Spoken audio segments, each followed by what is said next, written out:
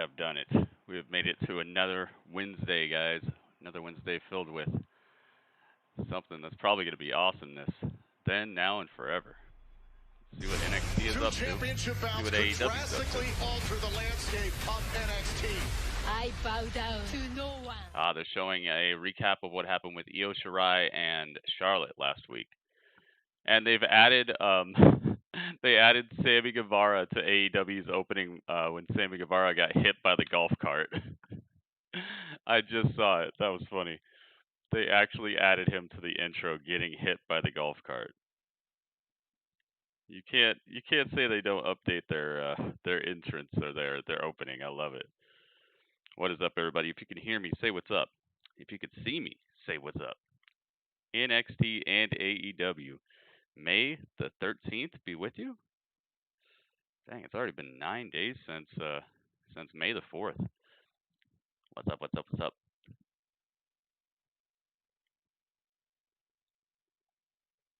What is up, what is up? Welcome, everybody. It is going to be they got some, ride, and we are happy to be here with you for it. I see. Okay. I thought that those were all random fans, but they're actually other wrestlers. What is this? Here comes trouble. Well, we have said Lance. Uh-oh, it's Lance Archer. Goodness gracious. On NXT tonight, the tag team titles will be defended by the bro and the the Newly Bros. They will be defended by the Newly Bros. Oh, I guess they're going to start with the tag team title defense. Nice. So we got Lance Archer on AEW right now, and then we got the Newly Bros coming out. Let's see what we got over here. What's up, guys? What's up? I saw also that they said William Regal is going to be here tonight, and he's got an idea. He's got something to announce. So we're gonna see. Antics. I'm keeping AEW on right now because they got Jake the Snake on the mic. I'll give her Oh my God. Oh. Always classic. Anytime you come inside this area here, this is no man's land for any of you jerks. This is our area, our playhouse. Let's go. Our book. We are the authors of that book, and we're writing every friggin' chapter. Like it or not, Like it or that's not. the way it is. So know this. Know this. You know, as far as I'm concerned, a woman is great at home. Cooking, wiping babies' butts, diapering them, and occasionally, if it's very cold outside, she can keep me warm. Oh. Yo. I have a woman that comes and sees me, but she makes sure that I've been watching Lance's work because it makes me very excited. Oh, what a video. Now, He's not changed. Cody Rhodes, the time is about up. No longer can you hide behind your brother, behind any obstacle that you can find. No more excuses. It's time to pay the piper. So, what you Sound I'm hearing. What you gotta think about is what this man is gonna do to you. What's going on here? What the hell is that? Lance Archer. Cody's got his truck outside, revving the engine. Oh no. He's got a cameraman in the car with him. Hey, Brodie's up. Ford Well, if you're gonna F-150. run that boat, what the hell are you doing? Coming in. Oh! You know, Cody just crashed into something. Cody bursted into Daly's place, and he's got his fist taped up. Cody's ready to fight. Uh-oh, Cody wants a street fight? If you're gonna go, Lance, finish him off. Finish him off. Guys are going to battle for the TNT Championship, but they're going to battle now. Uh-oh. Right here on the outside. Cody, low blow. Concrete, a blatant low blow. Oh, my goodness. Cody and Lance Archer. I would say going at it, but Cody's getting the upper hand right now. Ah, he took his eyes off of Lance for a second. Oh, and he's tossed over the barricade. Oh, my goodness. On Lance Archer. Yeah, welcome to our world. Yeah. You're inside here. You're free meat. Free meat. After what happened last week to Brandy. I love it, man. Not at all. Cody obviously incensed. Right hands, rights and lefts. Big time punches. He's got pink stripes on his socks. Archer. And Archer is reeling for one of the first times since he's been here. Well, how quick was that reel? It is kind of nice to hear people. Dodging the chokeslam on Archer, swept out the leg. Let's see what NXT is up to. Okay, so the tag team title defense has begun. One of these two men will be the first TNT champion. Saturday, May 23rd. Oh my goodness. Saturday night on pay-per-view. Cody's taking this pretty far. Using his own hair against him. Choked the life out of Archer with his own murder hawk. Cody wants some snake. Oh, Archer just Threw a chair at him. Oh, big boot by Lance. Neither one of these men will just stay down. They keep coming back on each other. Uh-oh. Not the Trying to get a nut. Oh, Cody got out of it. He got out of the finisher. And Cody blocking it with all he's got. Whoa. Go for a cutter. He went for the cutter. Did not get it. Archer too strong. Right off from that cutter. Cody and Archer. Oh, Jake is imploring Archer to leave. All the eyes of both men full of hatred, full of animosity. It's going to be more than just a championship match. I think it's very apparent. Somebody's going to get hurt. You took the words right out of my mouth, Tony. This is about so much more than crowning the first ever TNT champion. Dang, I can't believe Cody held his own here. Jake Roberts retrieving. You would think that Lance Archer would win in a vicious street fight out of these two, but Cody's pumped up. Lance doesn't make any money fighting now. Lance and Jake the Snake are leaving. What a chaotic way to start off AEW Dynamite here tonight. And gentlemen, what a lineup, what a card. Excalibur, tell us about that main event. The man that walked out of All right, so let's get over here to NXT. See what's up with this title match. Imperium versus the Newly Bros. Suplex by Riddle. One for Bartel. And look, this is the case, Beth, where you replace the lack of experience with just great I don't think I have either of these members of Imperium. One hit in the house. Acid in the house. We Rupt in the house. What is up, everybody? Ringmaster in the house? Yep, Ringmaster in the house. What is going on, guys? How you doing? Gets a 2 count. NXT Tag Team Championship match rolls on. Oh, now we're going to commercial on NXT. Thanks, NXT.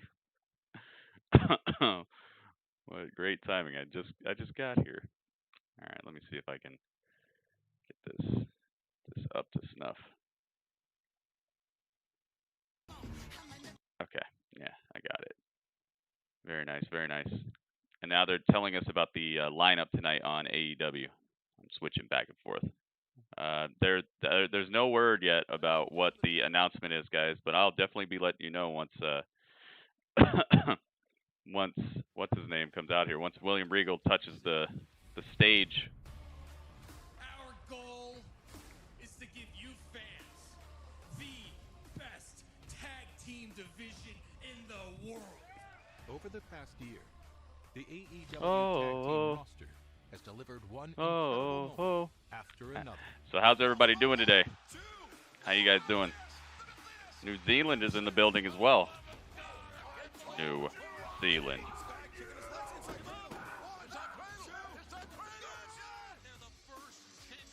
What is up?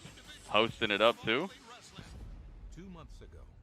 I saw the NWA stream, but I was too tired to stay up. It happens, man.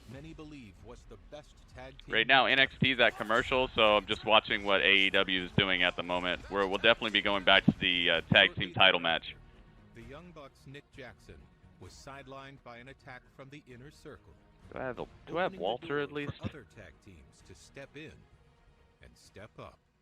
The Best Friends are one of those teams. Yeah, I have Walter. Here, I'm just going to put Walter. And made waves after since I don't have either of the other two guys. Victory over Jimmy Havoc and Kip Saban. They've positioned themselves as what's up? What's up? Welcome to the stream. Team titles. John Moxley? Stu Grayson what about John Moxley? Have been missing. The Exalted One oh my goodness. Brodie Lee. As the Dark Order it's crazy he's already going after the title. I don't. It's too early for him to lose, right? Don't want to see him lose. AEW's tag team division. The tag team champions must stay at the top of their game, as so many talented and hungry teams are after their titles. Teams like Private Party, Proud and Powerful, SCU, the Lucha Brothers, and so many others have the same goals in mind, and that's to be the best tag team. You're Brazilian. Well, welcome. You love John Moxley. Yeah, he's cool.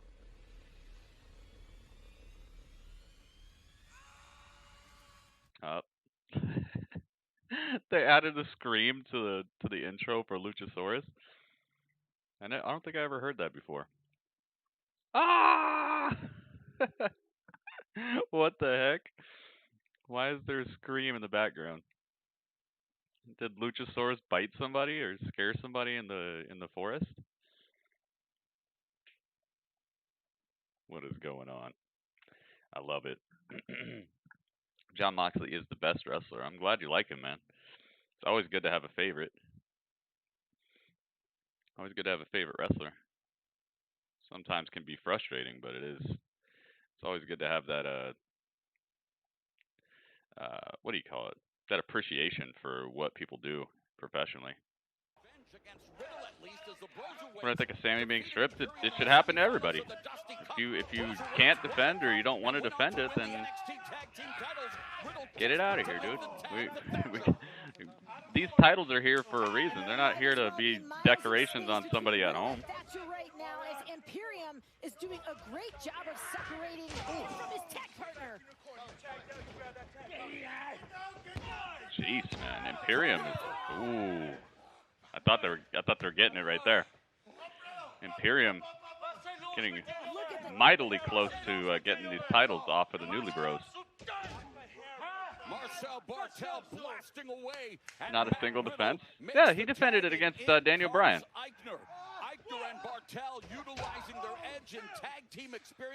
I don't know if that was on a pay-per-view though.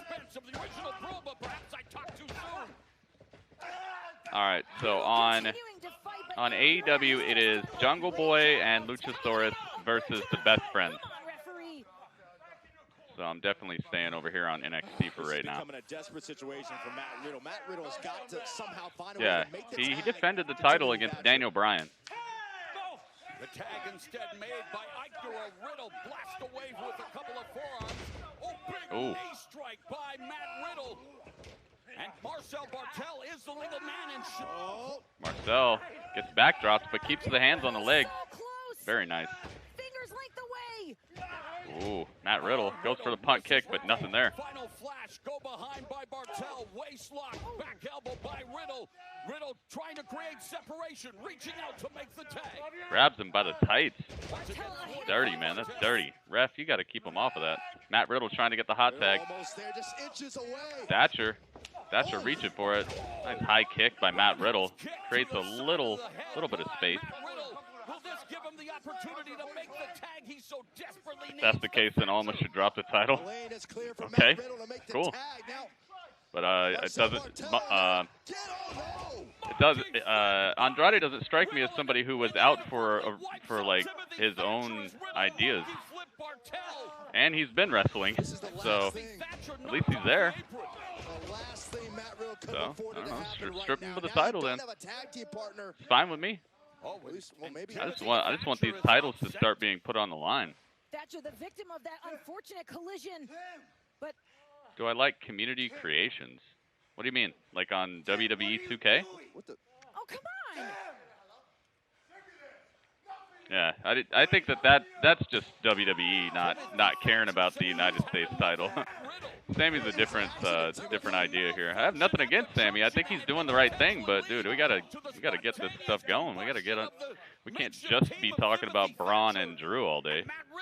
Two other titles that haven't been touched in a little while. A handicap championship match. But definitely, the United States is overdue with a title defense. That is for sure. Oh no! And Imperium looking for the European bar. Oh, nice stuff! Wow, Matt Riddle with a military press right into a go to sleep.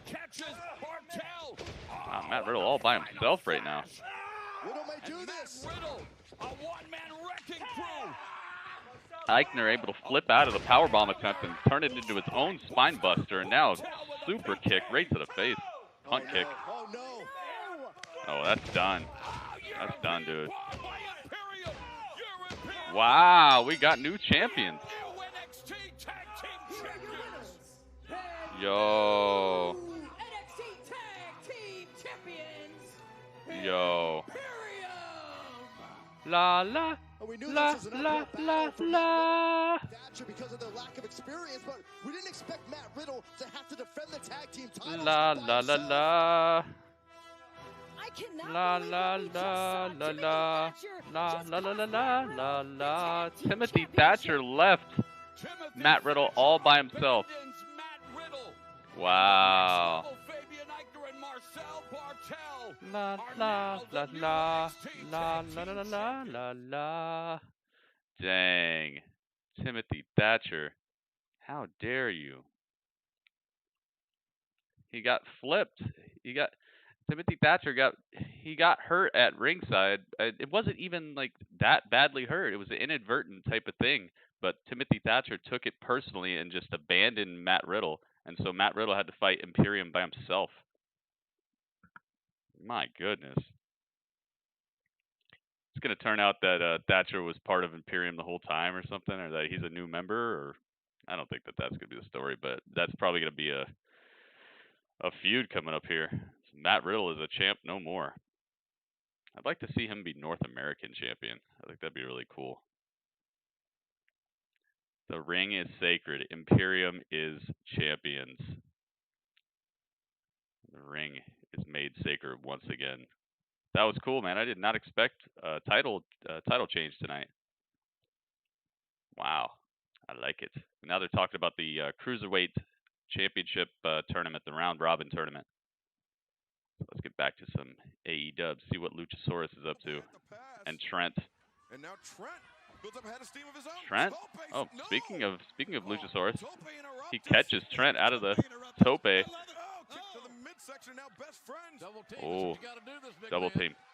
Oh my goodness. Vertical suplex on the outside. Oh, the best friend suplex the back of Luchasaurus right on the outside.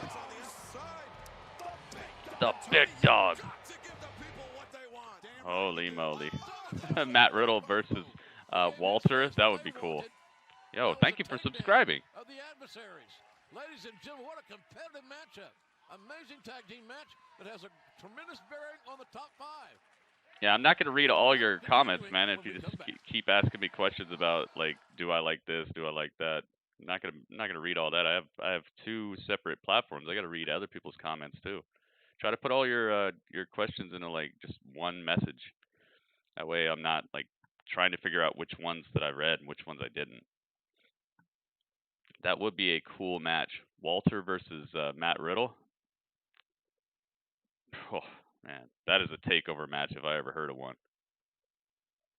So, brand new tag team champions, and Imperium is strengthened. Matt Riddle no longer a tag team champion. I'm sure that Skull Crusher likes that. You said that Sami Zayn doesn't agree with being stripped. Of course he doesn't. Why would you agree? Plus, Sami Zayn isn't the end all of wrestling. None of us are.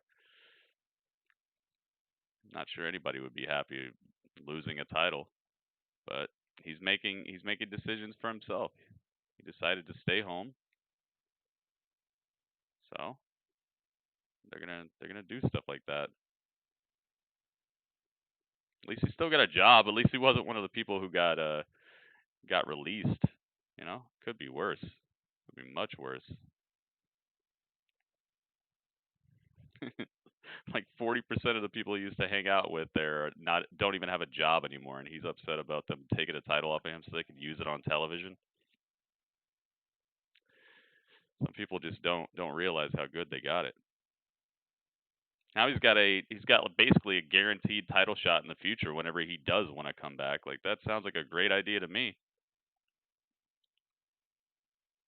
Sounds like a great situation. You still have a job.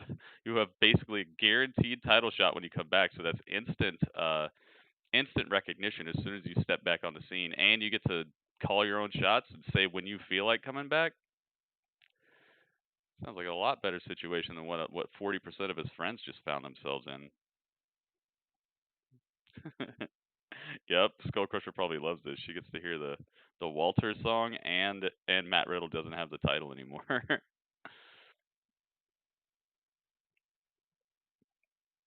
Yeah, I have access to a bunch of screens, but I can't put the show on the screen because it's copywritten material. That's why I mute it, and that's why I don't put it on the screen, because I don't want to invade on the copyright holder's material, and YouTube is very, very keen to that stuff, especially when it comes to wrestling and theme songs and wrestling videos. So that's why this is a watch along, man. All you got to do is turn on TNT or turn on the USA Network right now and watch it along with us. Tell us what you're thinking about the show. Tell us who you think is going to win, who you think is going to lose, what your favorite part of the show so far is, stuff like that. It's basically a party, basically a hangout. Yep, Imperium won the title, man. How am I doing? Hey, like I said, it could be much worse, man. Got to be happy for the stuff I have. I'm glad to be able to hang out with you guys, watch this cool show. It's a Wednesday, so you know we have two of the best wrestling shows on the planet going. Uh-oh, they're backstage with Timothy Thatcher. He knocks him out, I tap him out. Instead, we're doing game shows. He's throwing his flip-flops, bro, all this stuff. I want to be a tag champ, but if I got to be a tag champ with this hot mess, it's not worth it. Uh-oh, and Matt Riddle's here too. What the hell was that about? Oh, it's a fight. Uh-oh. Matt Riddle, he pushed him, and now they're having to be separated. Oh, it's a brawl. Wow.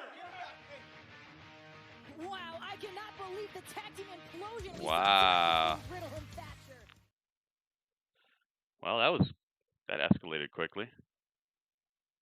Here comes Tegan Knox in her best Captain Marvel gear. All right, we're back to Jungle Boy. Jungle Boy, oh my goodness. Jungle Boy just caught a flying knee right to the chin. Luchasaurus. The ref pretending like she's got control of this match. And now Trento lands on his feet, counters, comes off, swinging DDT. Perfectly done by Trent. Trent's a veteran. We talked about that before. Yeah, but smart. Look at Orange Cassidy. What's he doing? Orange Cassidy knows the importance. Oh my goodness. Flying jump kick out of nowhere. Ray Phoenix just destroys Orange Cassidy. Holy moly. Very nearly beheaded. And MJF ramming Jungle Boy into the ring post. That was an incredible jump kick. Indy Hartwell. It's a brand new woman on NXT. Indy Hartwell. I think she's going to be some training material. Oh, nice. Wow, best friends beat the Luchasaurus Express. Wardlow out of nowhere. What is going on, dude? Is just everyone getting involved? Well, that's brave. That's a big man for doing that, isn't it? Wardlow is now squaring off with Luchasaurus.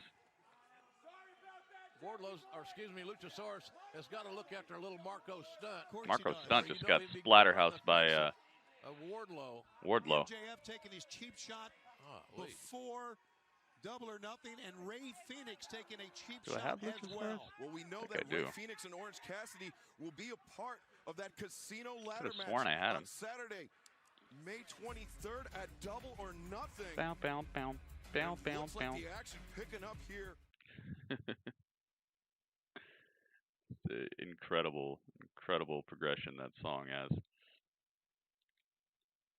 Wow, Tegan Nox is actually having some trouble against Indy Hartwell over here. Looking for the quick victory. Wardlow and Luchasaurus, I like that. Yeah, that would be a cool little showdown. Wardlow understands how much a win against Tegan Nox can boost her stock.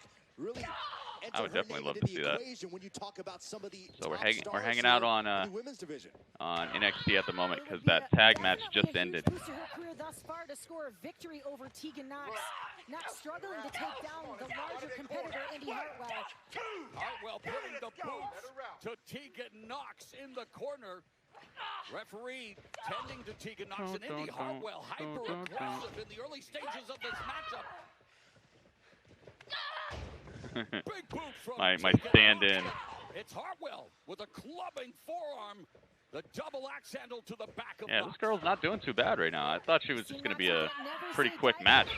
Wow, sidewalk slam. Tegan already less than a 1 count from losing the match. Take a look at this again. The power of Indy Hartwell nearly putting Tegan Nox. Penelope Ford on AEW. In this match. This is going to be that match that should be a #1 contenders match. It's going to be that fatal 4-way on AEW coming up. Hartwell with a hard knock, and then Hartwell is sent to the outside on the apron. Ooh. Tried to go for a double axe handle, but she got battering rammed by Indy over here. Oh, get caught. Right into the grip of Lady Kane. Tegan Nox with the choke slam. Wow. Okay. I didn't know Tegan Nox had a choke slam. I did not know this. King rubs Castle. Dude, how many people are in there? And now it's Tegan Nox unloading a series of right hands on Hartwell. Nox still unable to move Hartwell with the Irish whip.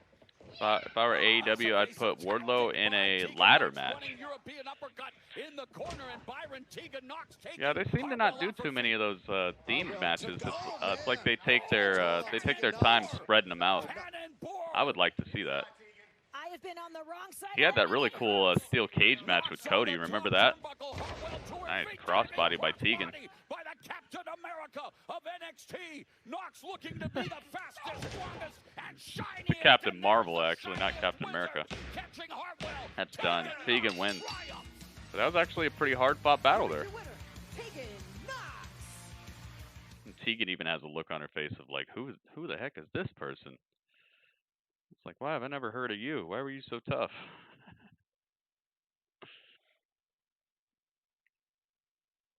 Penelope or Baker for the W. Captain Wizard. We want Justin? Justin who? Justin Roberts?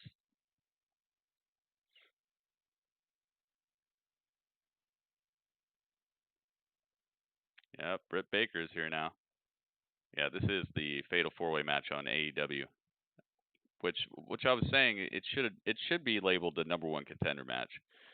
Because I do understand that wins and losses are supposed to count, but most of these girls are the ones that have been on TV and there haven't really been any other women, you know? I guess it does kind of become a #1 contenders match because whoever wins it probably gets the win that gets added to their record probably counts more or something. I would hope so. I'd hope a win counts more if you're fighting more than one person. Tegan Nox is the big red monster Kane. Man. No. Far from it. She's more like Captain Marvel. Yep, they're showing Rhea Ripley and Io Shirai, their fight they had last week. Yeah, WrestleMania didn't go as I planned. To be honest, I haven't really had much rest since. Because the thought of Charlotte Flair walking around with my NXT Women's title, it sickens me. Yeah, Io Shirai put up a good fight. But at the end of the day, she couldn't get the job done. The person that's going to bring that title back to NXT is me. And if I have to beat that into Io Shirai, then so be it. Because Charlotte, I ain't finished with you. And as a stupid old man used to say, and you know this saying really, really well, we've only just begun. Because that title that you have around your waist, it belongs to me. Woo! Breathe in the bacon. Aw, she didn't say woo. That was a pretty good promo by Rhea. Very, very convincing. I like it. All right, back to the Fatal 4-Way action on AEW. We got Britt Baker, Hikaru Shida, Penelope Ford, and Chris Statlander.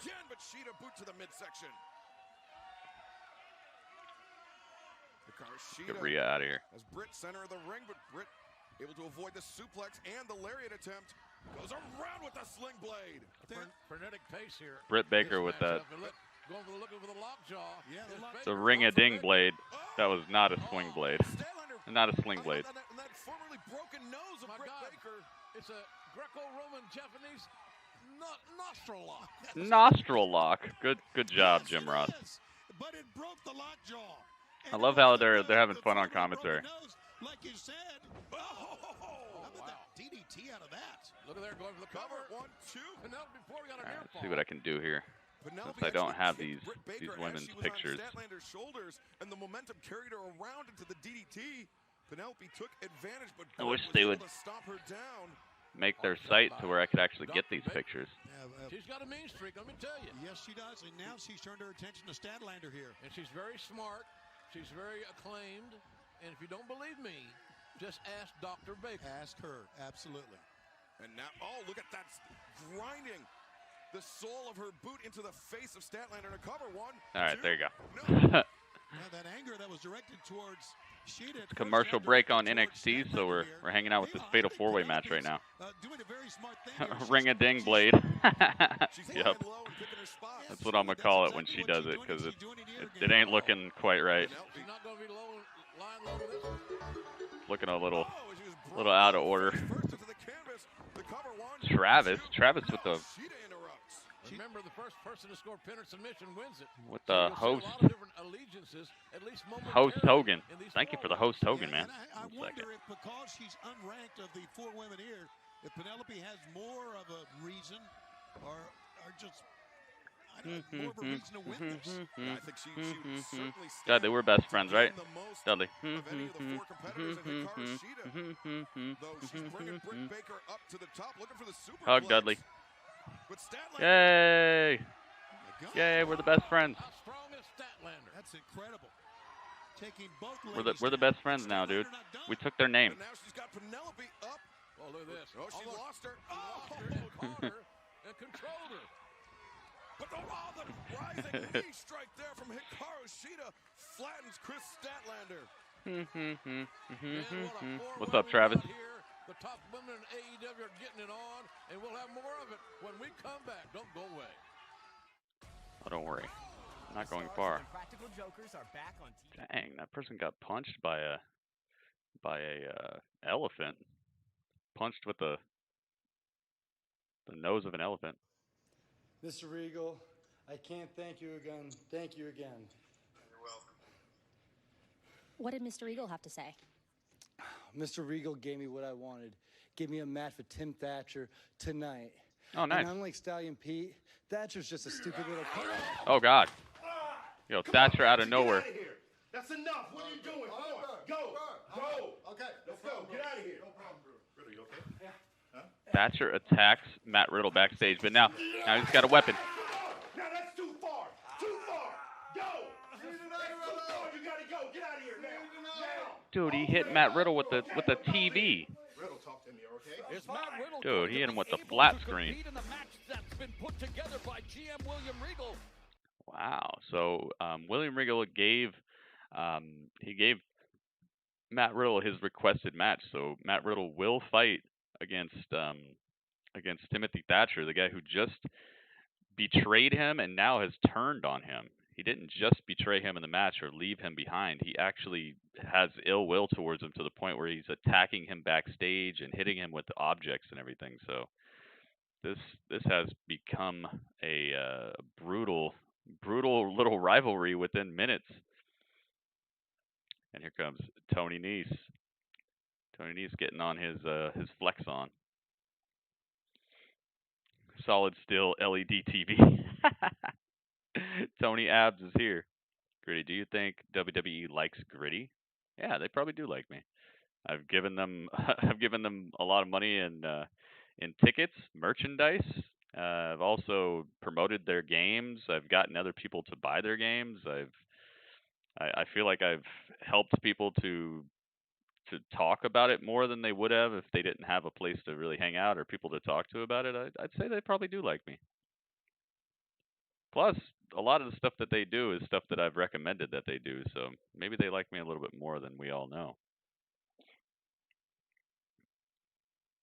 He's Tony Abs. Who's this guy? It's high. But I can't get Ace, caught up thinking is this ahead. that Ace Austin guy? I got Tony Nese in the ring. I need to go take care of business. Thanks. He's got like the leftover. Oh, Jake Atlas. That's who it is. He's got like the leftover theme song that they started to make for the team of Blake and Murphy. And they're just like the leftover parts of it that were on the cutting room floor after they finished. They just gave it to Jake Atlas, like, oh yeah, here. It's got a dubstep sound, you know. That's all the rage now. Atlas needs to win, or he's out of a chance to win. Yeah, the points are starting to actually separate people from winning now. So this is a very necessary match for him. All right, so we might be sticking with that. Yeah, let's stick with this because this is actually for the championship tournament. Fan to hold the NXT Cruiserweight Championship, not a fan of the tournament, and well, Nese not a fan of anyone except the person he sees Tony in Ab. the mirror. And right now it's Atlas with the armbar on Nese. They even have Jake Atlas. Backing Atlas to the ropes. I don't think I do. In this situation, Nese's best bet is to attack the lower body of Jake Atlas, an ankle, target the knee, anything that can limit Atlas's ability to be explosive. Atlas has proven to be a combination of talent and charisma, but there's a one on the ice made by Nese. Nese looking for the sweep, avoided by Atlas. Ooh. Standing Wow. moonsault, he lands on his Jake feet, Atlas and with look a at the backflip over him. agility of Jake Atlas. Wow, a little grandstanding. First blood match? Ooh. Advantage as soon Dude, as I he don't think saw they do that on TV. Where's Drake Maverick? I don't know if he has a match I don't know if he has a match this week. Leaping outside Smart of the stuff ring, from Nese. snapping the throat of Jake Atlas off the rope, full mount, ground and pound on the side. All CFO themes are bad. I do not agree with that. Looks like Jake Atlas has That poked the is a hard disagreement from me. Nese They make good songs, but they're all like commercials, like the commercial jingles. They're like 30 seconds of a good song. stopped him in his tracks. That's better than zero. And they make some iconic sounding stuff too. They just don't, to me, they don't make full on songs, you know. One of the things that was really good about Jim Johnston is that he would make songs for people, like entire theme songs. CFO makes like jingles. Like 30 seconds of a cool song and then just loop it, get it over with. It's an intro, they loop the chorus. It's still catchy. Still better than what a lot of people can do with music. They put out some iconic stuff. The Cinderella story of Drake Maverick continues. But I would say that they normally don't make full on songs. More just like jingles, stuff to, you know, it's like those little law commercials that come on locally. The ones where they like sing the phone number and it gets stuck in your head. It's like that type of thing. Back elbow by Atlas. Jake Atlas, oh my goodness, nice little almost discus clothesline or elbow. With a left of his own, the forearm across the face of Atlas. This one smash mouth. You see that look of determination on Atlas's face as German suplex. Ooh. Wow, step up enziguri by Atlas.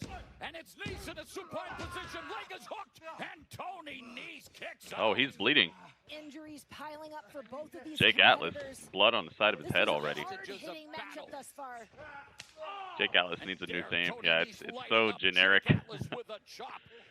Just add water. Just add water theme. Instant themes. Reversal on the Irish. Yeah, I agree. That song and the Bailey song, just somewhat uninspired. Thump Atlas, but Atlas lands on his feet. Ooh, nice. Leaping neck breaker. A leaping neck breaker by Jake Atlas. Yeah, that's what I said. Where's my man Leon Ruff? I don't think he should be back for a little while after what Karrion Kross did to him. I think it'd be best for him to stay out of here for a while. Heal all those injuries. Oh my goodness. Winging, spinning European uppercut.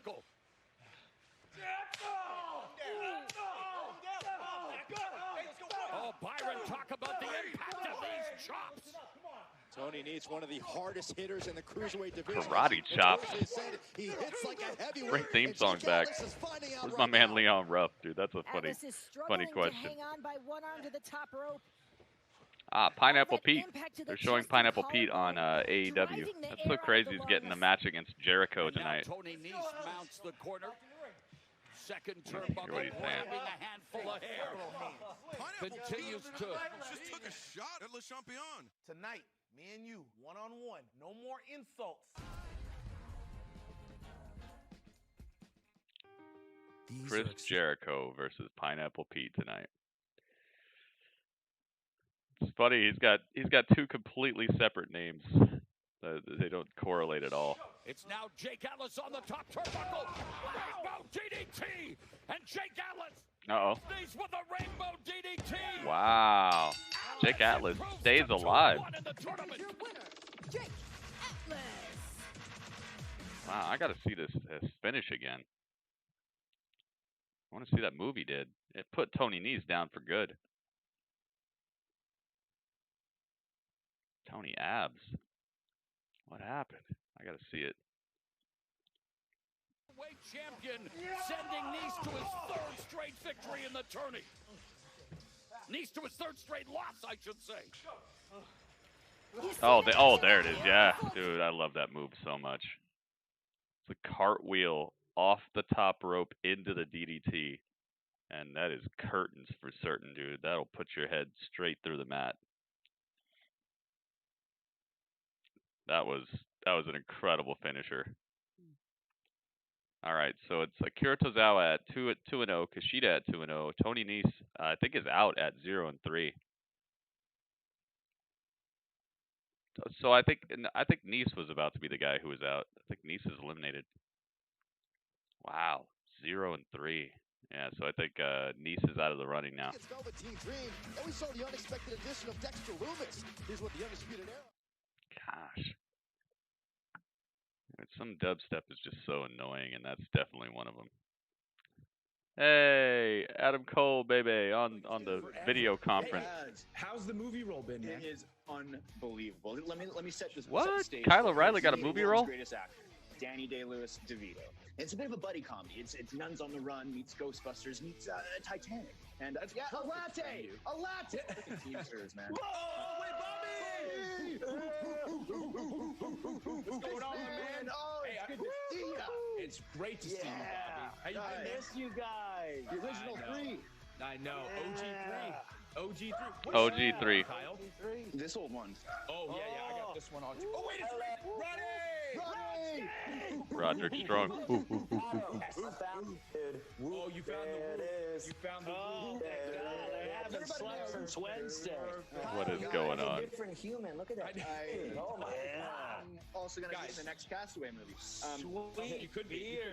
You guys have just been. I just gotta say, you guys have been. I thought it was Heath Slater for a second. Adam, you destroyed Dream. I was just gonna bring that up. Seriously, Velveteen Dream. I embarrassed the crap out of him, dude. Oh my God, you did. It was beautiful. You did, kind of. It was like a joke. But speaking of embarrassing, what about what Dexter Lumis did to me and Bob? What's the deal with this Dexter Lunis guy? I mean, Dexter Lunis. Dexter Lunis. What did he call him? I mean, someone's going to have to take care of this guy. Well, that is a great idea, Kyle.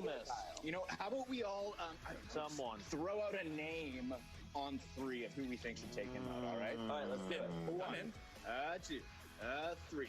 Roddy! Oh, we all Roderick should take him out. His back. Break his back. That's a wonderful idea. Great minds think alike, boys. Guys, listen, okay. Embarrass Velveteen Dream. We're going to take care of this Dexter Lumis guy, and the Undisputed Era is going to go back to doing what we do, and that is completely running rush. He called him like Dexter Lunis. Let's do it over the phone. And Reboot the prophecy. That's Undisputed. Dude, I love Undisputed Era. I'll be back. Just on location. It's a big Hollywood blockbuster. I'll be back. Make me miss you guys. You're the funniest guy. Gas. All right, straight to commercial, and we got Broken Matt Hardy and Kenny Omega out here right now. And the Proud and the Powerful. Their presence was how the Inner Circle was able to defeat Kenny Omega and Matt Hardy in that street fight last week. Now, let's not forget Jake Hager. That's true, too. Make noise. All right. And the best wrestling artist in the world. Introducing first, from Winnipeg, Manitoba, Canada, weighing 215 pounds. Are you ready for this? I love his theme song. World Tag Team Champions. Up. Time to jump him. They didn't even let him do his intro. What the hell is wrong with these people? I love it. Two guys completely screwed him out of the Well, match. Kenny was on his way out here. Where the heck is Broken Matt Hardy? I thought he was out here. Oh, there he is.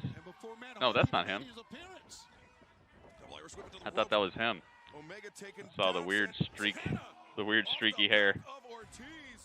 Amazing teamwork. Well, Here comes. What a great partner he is. He's actually going to take his time doing his entrance while his partner's getting beat down in the ring. I believe this is Damascus, the 3,000-year-old vessel. 3,000-year-old vessel. Look at this. Not too bad for a 3,000-year-old. already putting those giant What the heck? Oh, there's fire everywhere. Santana.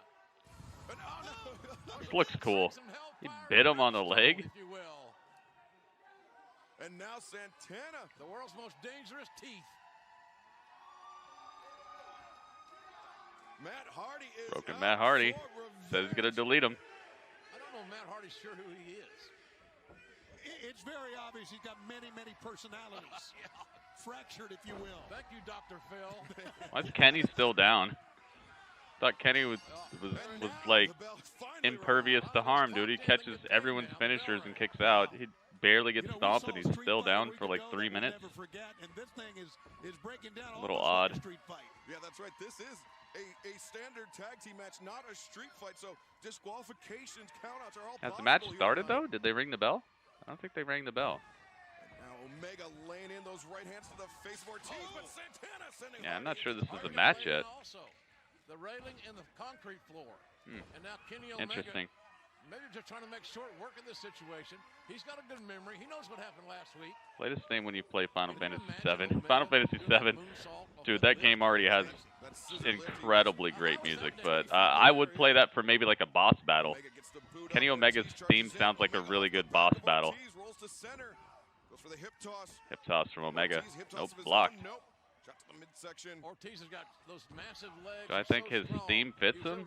I'd have to hear it again. I didn't really hear it. I think it's all right. Seems to just fit in. It doesn't stick out or make me feel like he should have a different theme. So it probably just fits. You ever seen anybody win with it? Nope. Thank you. I rest my case, Your Honor. You know, sometimes they say that if something doesn't stick out music-wise, then that means it's good as like a piece of background music or good as a part of a soundtrack if you're just not really thinking about it. So maybe it's just okay. BBQ.com, Amazon.com. Barnes & Noble Bookshop, books a million. Baby needs new shoes. Uh-oh. And now Kenny Omega is able to take down both men by himself. Something he couldn't do before by himself. Is Matt Hardy already bleeding? Is that somebody's blood in Matt Hardy's mouth? Did he bite his tongue? No, I think what the hell's going on? He bit someone's leg. Oh, look at that. A little classic Hardy combination. All right. Double duck, I think I got the screenshot I want, kind of. Celebrated tag team wrestlers in the history of the game. Yes, he is. And he and Kenny eats teaming This up is with their get back match right here. They're gonna get their win back after they lost to Chris Jericho and Sammy Guevara last week. Their get back. North Kakalaki. Look at Matt. Side effect. Driving the head of Santana All right, let's into do the this. canvas. And the leg drop across the throat. Almost a leg drive, and the far leg is hooked. And Santana showing his toughness There you and go. resilience. You know, Kenny Omega and Matt Hardy, broken Matt Hardy, versus Santana and Ortiz. Some kind of gym. They're working out. They're bigger. They're stronger. Very impressive, these two young men. Yeah, they look good, and they have always been very. He's doing well on the play-by-play. Yeah, Jim Ross is pretty good tonight. He has his days, you know. I think that's like the. Oh, did I just miss the Karrion Kross promo? No. Okay. Did I miss it? Wow, No, I did. Put on notice by Karrion Kross. Dang it. You got to question what kind of. I did miss it. Last week when they got involved. It's just the Karrion Kross promo. That's literally did. Cameron Grimes is jumping around backstage. Santana goes up and over the top of Omega. Omega hits the back elbow. Big right hand takes down Ortiz off the apron. He's very, very pumped. And we got a Dakota Kai promo. Yeah, he shouldn't turn his Okay. back on Kenny Omega. Mentally, I just wasn't tough enough. Kenny Omega So ducking when out of the way. I injured myself in December of 2018, See what Dakota Kai's got to I was say. so adamant that during those 9 months of rehab, something had to change. More times than not, I would have to stop my own rehab just so they could film Tegan doing her own. They didn't care about me. When I made my return, it was only to be in the shadow of someone else. I don't agree with that. And I I think Dakota Kai was definitely a little bigger star, and still is, over Tegan. Tegan's an okay wrestler, but Dakota's just on another level. Especially after the heel turn. Tegan thought she could get her revenge on me at TakeOver Portland. That was my stage. My career went to a whole new level when Raquel came into the picture. She is all muscle and the most dominant force in NXT. She's that big. Importantly, she's the only woman who has my back and the only woman that I can trust. Dang, Raquel rolls up on a motorcycle. She's so huge. We both know what it's like to be outcasts. Consider this a fair warning. This is the hurt business, and we're gonna hurt a lot of people.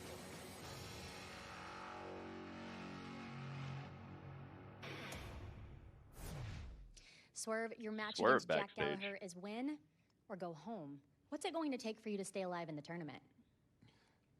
Confidence. Confidence. And you're looking at somebody who has a lot of it. The way I've been moving in the ring as of late has just been so smooth, so innovative. I feel untouchable. And Phantasma found out about that real quick. He thought he was going to come in here and just ransack every single person in this tournament. Well, Swerve shut that down fast. Now, task at hand, Jack Gallagher. And you know how that's going to end. Swerve with the victory. See, I'm not one of these cats that's going to come in here and can't get a single win in the entire tournament. Like, quite frankly, if I couldn't get a single win in this whole tournament, I quit wrestling altogether. Oh, dang. Now, if you excuse me, I got to go out there and I have a house to protect. Swerve's house. It's his house? Okay. Well, you can feel the tension rising. Probably gotta get a win before you start calling it your house. And speaking of home, we have all just received invitation to Casa de Gargano. Oh, nice. We're going to have dinner with the Garganos, guys. Will be serving us their wisdom later on tonight. Yay. And are you ready? DX is here. WWE Hall of Famers DX are in the house. Does this have something to do with the highly anticipated major announcement of NXT GM William Regal? We're about to find out. They're going to fight. DX is going to fight Imperium. Oh, that would be awesome. All right, commercial break. DX is here, apparently. I know William Regal is supposed to make a big announcement tonight, but I don't know what the heck DX is doing here. All right, we're back to Kenny Omega. Kenny Omega and Matt Hardy taking on Proud and Powerful still. Against Kenny Omega and Matt Hardy. One fall 20. And during the break, it was all inner circle. Going to be another 15 minutes of Kenny Omega letting everyone beat him up and then winning. They continue to maintain control. They got to get Kenny Omega some squash matches, man. It's starting to get really weird every time him being in the ring, and everyone is good enough to hang with him for like a quarter of an hour. That doesn't make no sense, man. You just got to start just hitting people with that one-wing angel out of nowhere. Unfair advantage. These men they got a count to get out of there. And they are just punishing Omega. I mean, you can love wrestling, but just do it in your free time, man. Get it over with on TV. They're able to double team, legally double team. Yes, sir. And we are counting the days to Saturday, May 23rd for Double or Nothing. It's live on pay-per-view. Who's talking? Who was talking? Today. That was Swerve. That was Isaiah Swerve Scott. He was a competitor in that breakout tournament, if you remember that, the NXT breakout tournament where Cameron Grimes, Jordan Miles, By the way he dresses. there was like 4 or 5 other people besides them, but he was a guy who was doing pretty well in that tournament.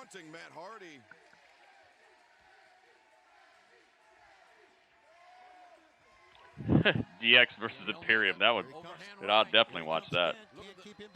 It makes Kenny look bad. It does. It doesn't make him look bad. It just makes him not look anywhere near as explosive, powerful, devastating, dangerous. It just throws so many holes in the way that people talk about him. As he's had his eye gouged multiple times this match. It's like somebody tells you all this stuff about how Michael Jordan's the best basketball player ever, and then they show you like the games where he scored like 14 points and fouled out or something. Like, I'm telling you, I'm not disrespectful. I've known the guys entirely. No matter how much you like someone or that you believe in their talent, if you just keep seeing them score 12 points, 8 points, foul out, barely win a game, just because they made a couple free throws, like it doesn't help their reputation in your eyes. It's like you just keep hearing about it. Kenny able to kick out. Matt Hardy over here with just a mouthful of blood. Or it's Wizard Days. Yeah, show somebody Michael Jordan Wizard Days. Even then, he sometimes was scoring like 40-something points. But yeah, I definitely agree with that. That's almost what it's like. It's almost like Kenny Omega when he was in New Japan. He was Michael Jordan with the Bulls, and now Kenny Omega with AEW is Michael Jordan with the Wizards. Dude, I gotta Photoshop that right now. I gotta do that. I'm gonna Photoshop it. Trying to stay on his feet, trying to keep the vertical base, stay balanced, and he is. And look at him go. Good shots. Those forearm shivers right across the jaw, the bridge of the nose. All of a sudden, your eyes start watering. You can't see.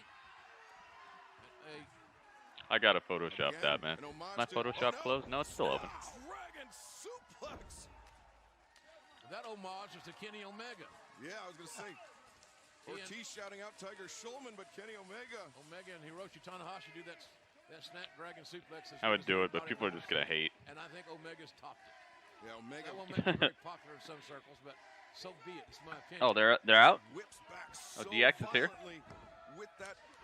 Oh, DX is here.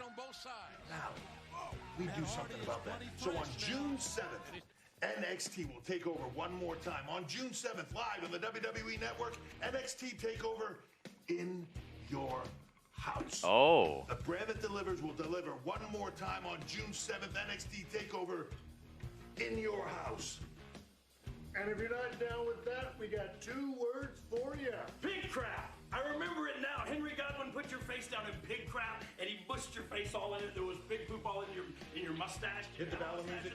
I mean, I'm not even sure if you did, but he did. Battle music. Oh my God.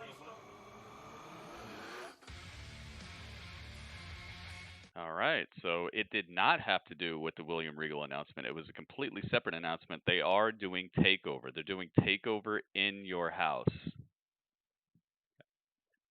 which means that you guys got to start moving some furniture because they are coming over to your house on June the 7th, and you're probably going to have Adam Cole. He's going to be waking up your neighbors.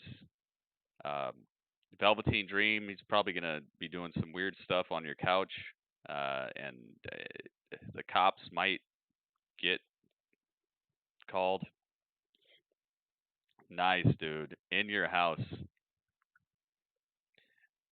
Bam, bam, bam, bam, bam, bam, bam, bam, bam.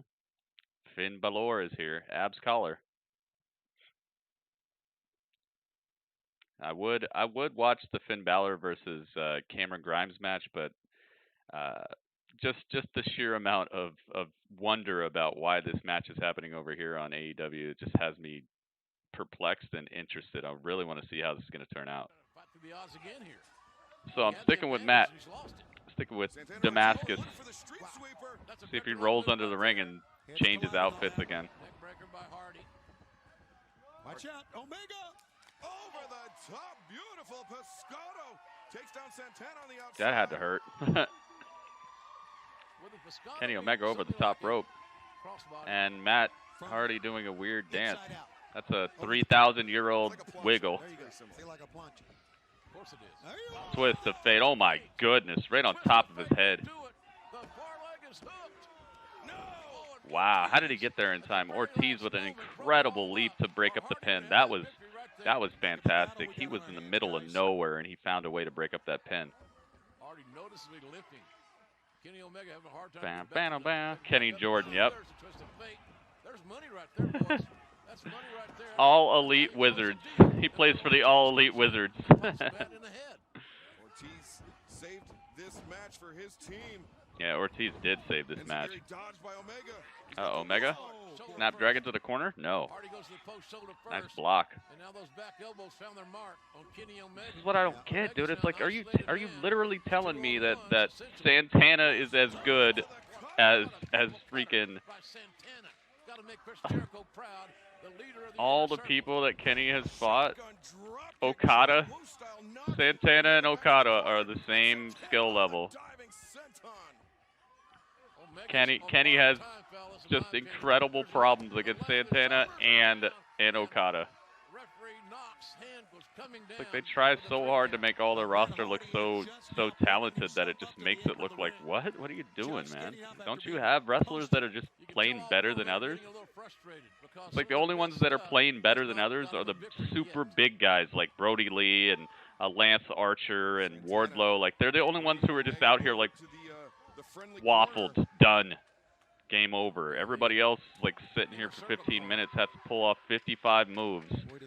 55 moves, 3 finishers, 20 minutes later. Why are the only people who can get squashes like the super huge guys? Matt Hardy takes care of Santana. Santana planted on the, and there's a tag on the ramp, and now Hardy's legal. Halo, what's up, man? Finn's gonna get a dumpster beating, you think so? Oh, wow. Nice stuff. Wow. Butterfly with the legs. Matt Hardy. He's gonna tap him out?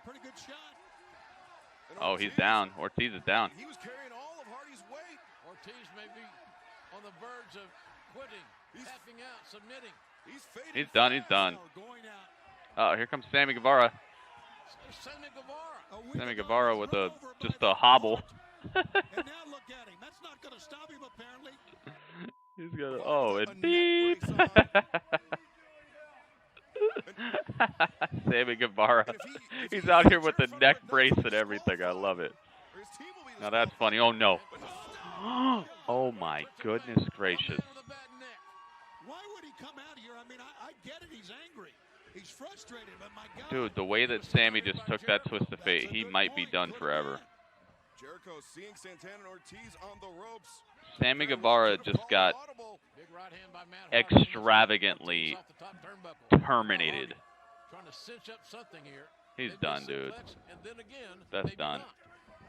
But Kenny Omega, bang with the V-trigger. How about that? Well, the guy on top of V-trigger. Done. Thank goodness. Get it over with. I'm glad Sammy came out here. Sammy literally saved this match. Sammy came out for 2 seconds and saved this match. Thank you, Sammy.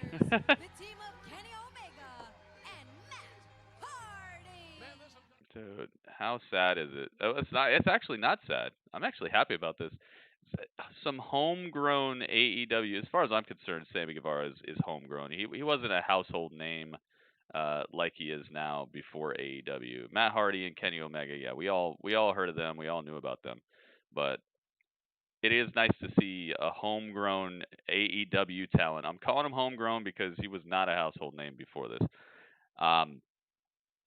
To come out and save a match like that, just with like a 5-second appearance, he turned it from just whatever to something actually fun to look at. Up next, MJF's first match since his tragic injury.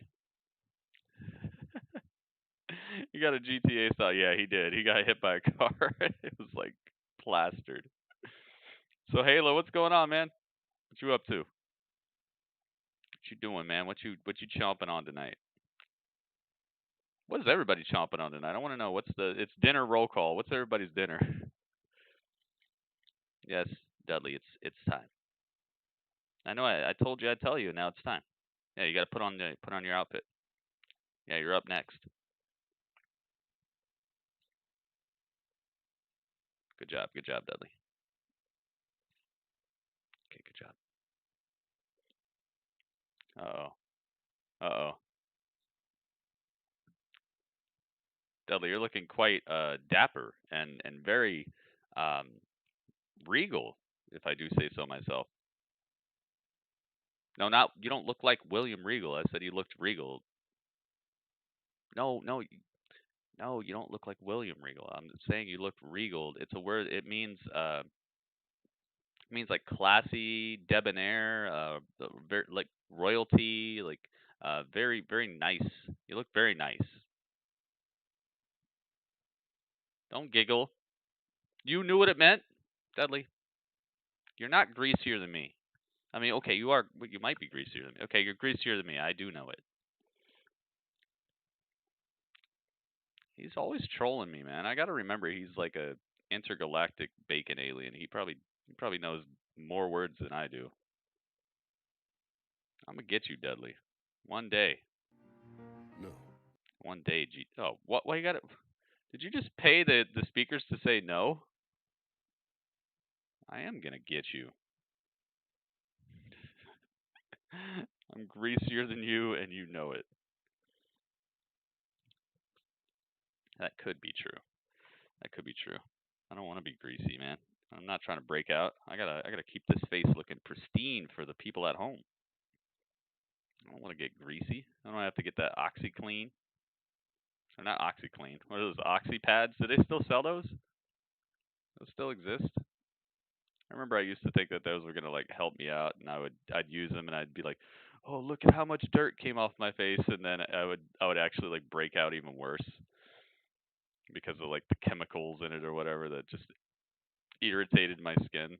I'd come to school like, dude, I got the Oxy pads. I'm more pimpled up than ever. Oh, backstage with Darby Allin. In the casino ladder match at Double or Nothing, the winner of that match gets an opportunity at the AEW World Championship. Darby? Darby? I owe you an apology. Last week, so I'm sorry. Last week, I kept bringing up in our interview Dudley Drip Drip. Lost to Cody in the semifinals of the TNT Championship tournament. And the way it happened, and you hit this coffin drop, and all your weight hit hits his chest, Cody's chest, and slides towards your head, which put you on your back. And then Cody did a basic amateur wrestling move, a tilt. You don't get it. I can help you with... Uh-oh. No, Taz, you don't get it. I know what a tilt is. I let him Back win. in the day, I placed 3rd in the state of Idaho in amateur wrestling. Okay, I didn't know that, and then you should have known to... Interesting conversation we're hearing from Taz the last... I wish you would have just said, I let Cody win. That would have been just a bomb drop right there. Can you imagine? Dude, I might be on the AEW website tonight buying a Darby Allin shirt. Like, pronto, if he would have just said that. If he would have hopped up and been like, I let Cody win. And just walked out, it's game over, dude. It's absolutely game over. So the casino ladder match will be for a AEW World Title shot. All right, let's get back over here to Finn Balor, Abs Collar versus Cameron Grimes. But then Grimes running over the Prince. Two guys wearing almost the same outfit. Dude, Cameron Grimes actually bringing it against Finn. The biggest win of his NXT career, and oh, for sure, dude. This guy's a previous Universal Champion. This would be title-wise, or prestige-wise, somewhat like beating someone like Seth Rollins. Actually, no.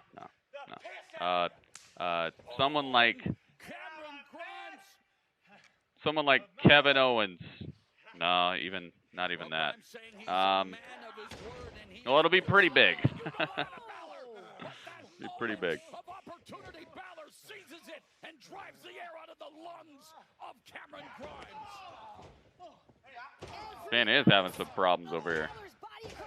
Dude, once again, both of these shows are bringing it tonight.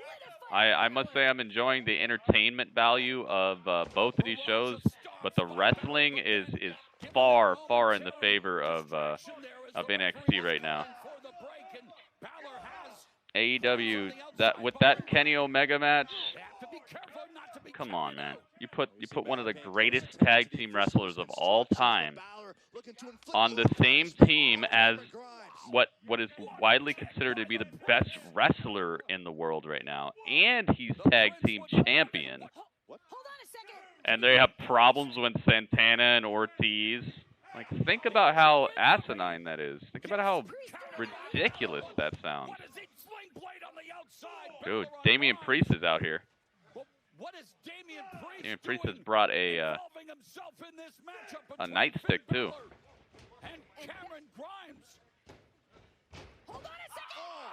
Oh, ref has got to have seen that. No. Oh, goodness. Grimes with an incredible stomp. It's done. Cameron Grimes just beat Finn Balor.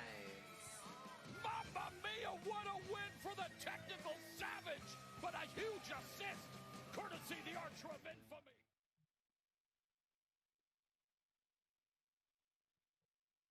Yo. Holy moly. I mean, I know, Finn Balor just got hit in the knee with a nightstick, but I'm not sure that'll keep you from kicking out of a move. Cameron Grimes just Goomba stomped Finn Balor and won the match. Cameron Grimes just beat Finn Balor. And now Damian Priest is back. He's got a steel chair and he's got the nightstick, and he's after Finn. Finn might have to bring the demon to beat this. Nope. Oh. Oh my goodness. The reckoning on the chair. Finn Balor is destroyed. Goomba stomp. Yep, it was like doot doot doot doot doot doot doot bloop. Dude, Damian Priest. Now he's setting up the chair across the throat of Finn Balor. No, don't do this. Oh, no. And now he's sitting on it. not take out a prince? The only thing I didn't know I was going to enjoy it so much. I love Just Damian like I Priest's enjoyed voice. it 3 weeks ago.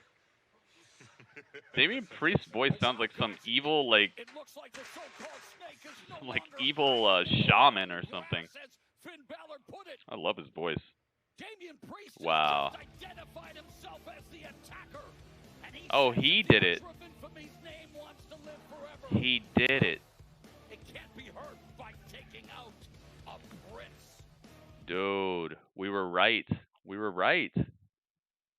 Remember I said, and I think Cameron said too, that maybe Damian Priest was the person who attacked Finn Balor, and he just revealed he was the person who did it. Now that is a savage showdown. Damian Priest versus Finn Balor. Give me that all day, especially if Finn Balor brings the demon back. He might have to. This is savagery. MJF in action over here. The great record that MJF has. MJF has never been pinned or submitted. That was awesome. That was really good. His record came in a four-way matchup that he was not That turned out so much better than I thought it would. They made me interested. They made me more interested in every single person involved here. I'm more interested in Finn Balor now. I'm more interested in Cameron Grimes, and I'm more interested in Damian Priest now. They killed 3 birds with one exchange. Oh, and by the way, he's only 24 as well.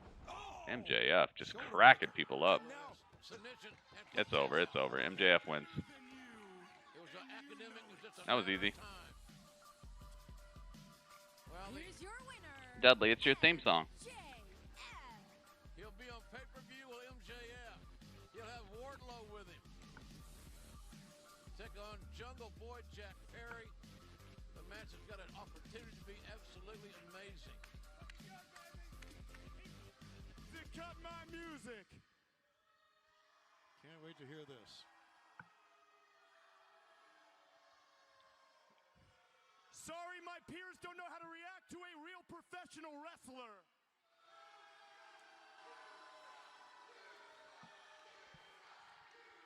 Jungle Boy, I gotta tell you, buddy, I am so excited for you and me at Double or Nothing. I mean, we all are.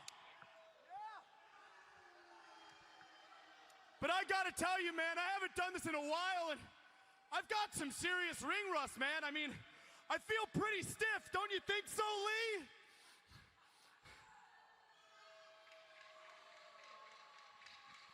So I figured I could probably use a tune-up match, and lucky for me, when I walked in to this beautiful arena today, I saw that Marco Stunt, you have an open contract for a match, buddy. Uh-oh. So I did us both a favor, and I signed my name on the dotted line. Oh. So Marco, get ready. We're going to have a lot of fun. And don't forget. In the main event? I'm better than you. Oh, give me the ring. He puts up his pinky. And Wardlow brings the ring and puts it on his finger. He's talking about next week. I believe he is. You'd have to imagine. La la la la la la la la la la. Dude, they messed up. WWE messed up by not getting him. Well, they got him. If you guys haven't seen it, MJF, he actually was one of the security guards who was escorting Samoa Joe to the ring when Samoa Joe was NXT champion. MJF was one of the guys who was escorting him to the ring backstage, like in a Goldberg-esque segment. So MJF was at the Performance Center. He was a trainee there. They just didn't. I guess they didn't see the upside of him. And now AEW is reaping the benefits because he is one of the best parts of the show. I love MJF. They should have kept him. Yeah, they definitely should have.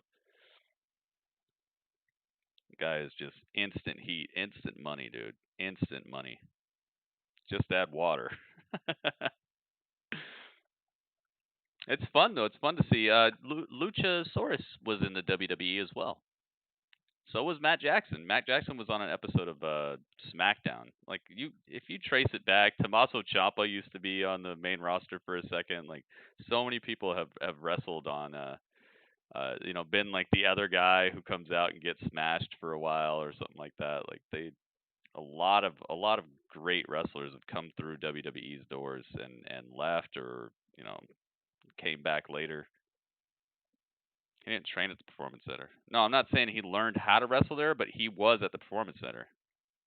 That is for sure.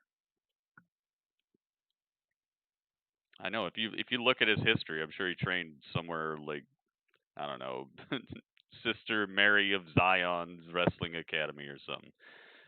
I know he didn't learn everything he knows at the Performance Center. I'm not saying that.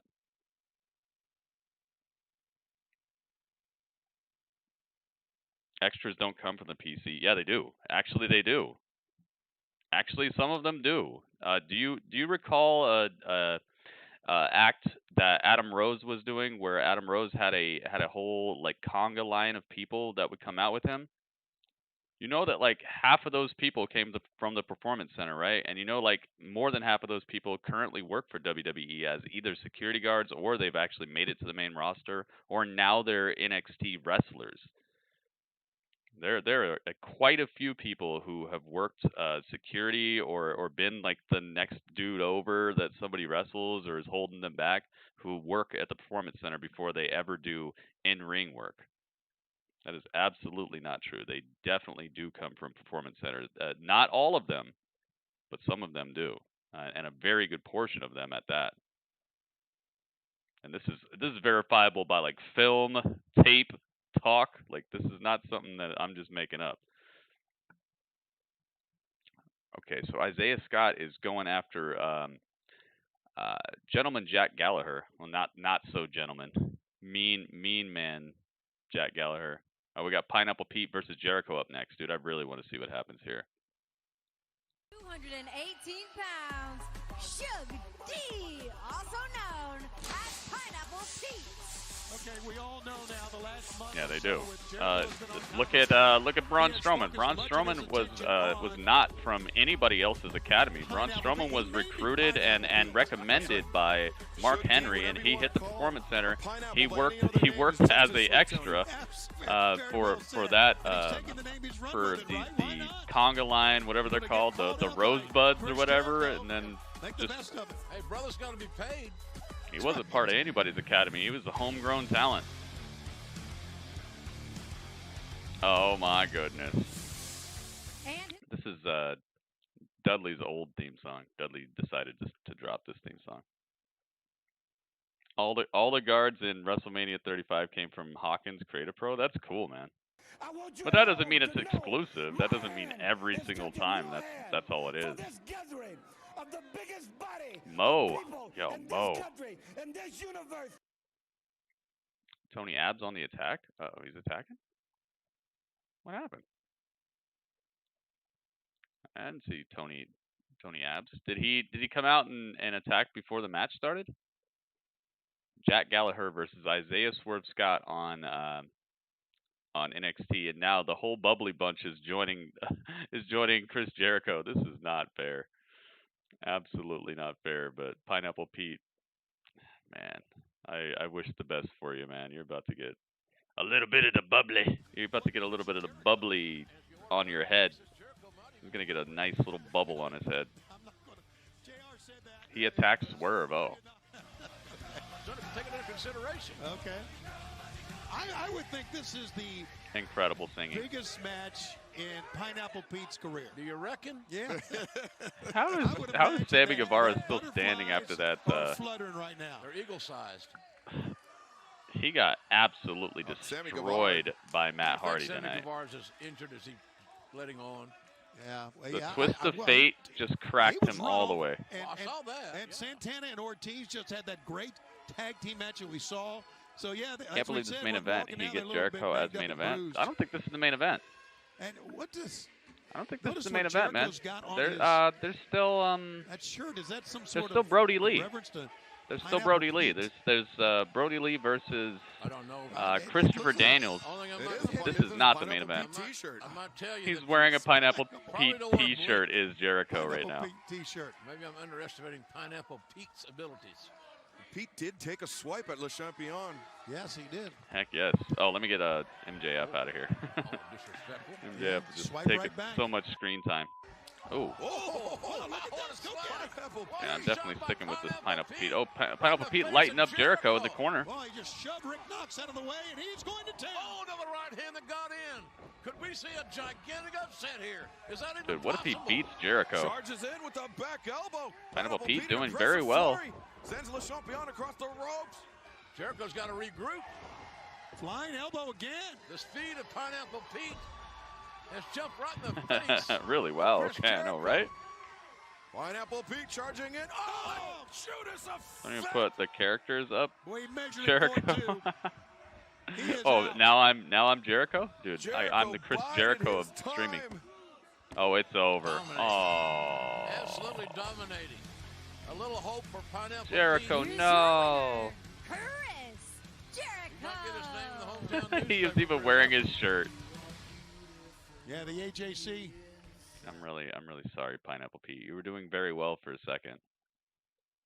See, why can't Kenny get a match like this where he just knocks somebody off?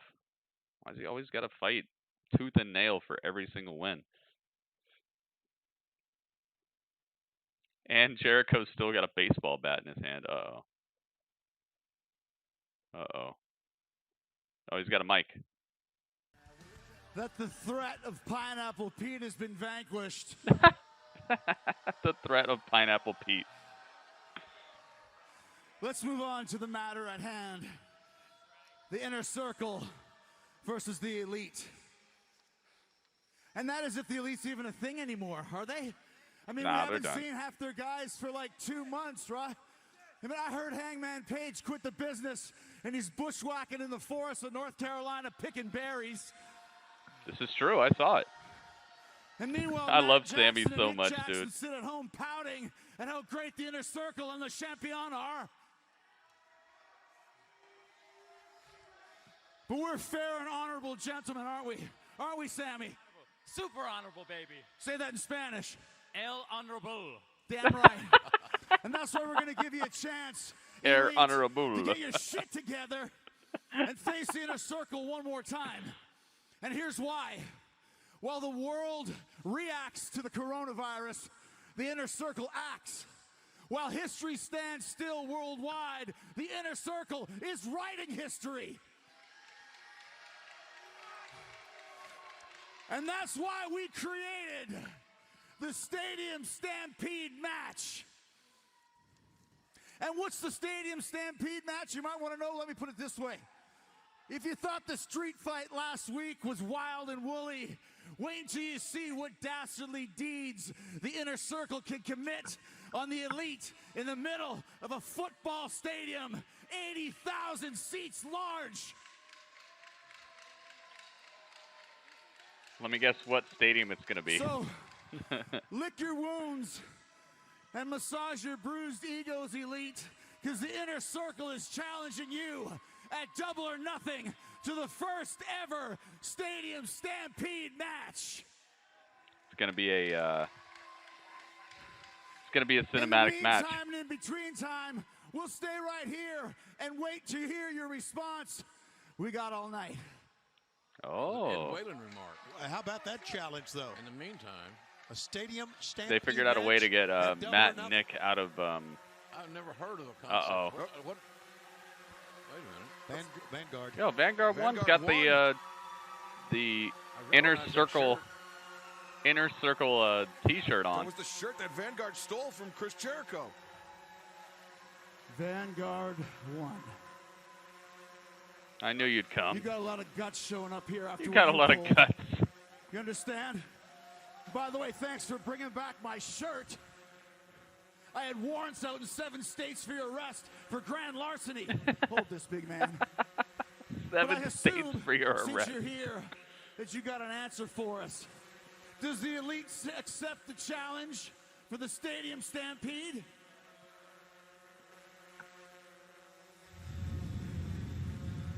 All right, the answer is yes.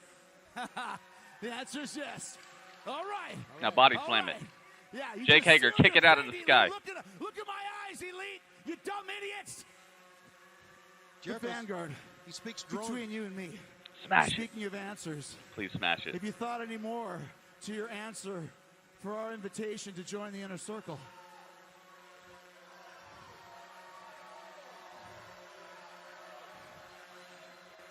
Yes. You know what? Yes. Yes. I gotta be honest with you, Vanguard. Even if you have put more thought into it, it's too late. We rescind our invitation because we've got the 6th member of the Elite. And he's right here. Say hello to our brother, Floyd. Floyd, Floyd the Bat. And Floyd's got a message for you and for the Elite from the Inner Circle. And the message is this. Oh, my God! Vanguard He destroyed Vanguard 1. Destroyed! Jericho's lost his mind. Well, like you said, Tony. And everyone's getting a whack at it, literally. That's another form of carny, I think. I guess so. I don't think Vanguard Dude, 1 is going to be Vanguard 1 is This is symbolic of a message. going to a Vanguard medical facility. Dude. Very well said, JR. Sammy Very well Guevara said. hit it so hard that it flipped up in the air. They're beating up an No, inanimate Vanguard is destroyed. It's not an inanimate object. It's not an animate. To smithereens. By definition, a drone is not an inanimate object.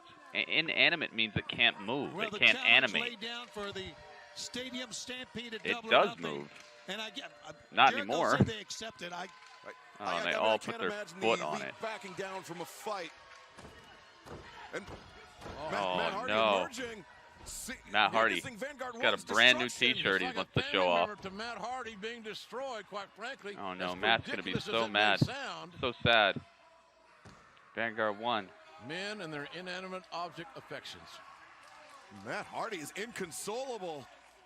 Looks like he's trying not to laugh about this. What's happening on NXT? How's I might Matt be going to missing explain something this to crazy. his 3 kids? Oh, it's the Mortal He's Kombat literally girl. Picking up the pieces here. Oh, my goodness. And the bubbly bunch. What a terror. What a terror that the Inner Circle has started. Yeah, dude, that what's it called? The Stadium Stampede match is guaranteed to be a cinematic event. If they accept. Oh, they did accept. They did accept. Oh, Caden has a brand new entrance. Is she a brand new theme? A pivotal victory here tonight. She have a brand new theme? Kind of sounded like some Mortal Kombat, and she's going to face off against Aaliyah. All right, Caden. Good. It's like some people, I don't know if I should get their pictures or not. I don't know if they're going to keep getting used or if it's even worth the time. But I got Aaliyah, I know that. And Caden. Do I have Caden? I got Kaylee Ray. Nope, I do not. That sucks. Oh well, here. There you go. Aaliyah's here. My goodness. So Grady, you like WWE Bring Back in your house? I guess. I mean, it's fun to see that logo, but I don't know what they're gonna do with it. You know, it's like, yeah, it sounds cool. I'm glad that there's gonna be another takeover, but I have to see what they do. Yeah, Vanguard 1, he's destroyed, man. Carter has Aaliyah well defended here as Absolutely destroyed. Carter continues to hold on to that. So yeah, I like that they're using of submission maneuvers, looking for that early Oh my goodness. hostility is rising quickly. I like that they're bringing back the pay-per-view name, but I got to see what matches they do for it. So Connor roll by Carter, shoulders down, only a 1 count and what a drop. Yep, Imperium got the titles, but it started a feud for Matt Riddle, and I think that's a little bit better because just the way that they've been doing it, it's been so funny and so awesome. And I think what's going to happen is Matt Riddle's going to get He's gonna get the better of Thatcher, and he's just gonna troll him all the time after this. It could be very funny. It could be very funny if Matt Riddle wins the showdown, and then he just starts trolling him. Like every time you see Thatcher, Matt Riddle comes and does something ridiculous to him. I would love it.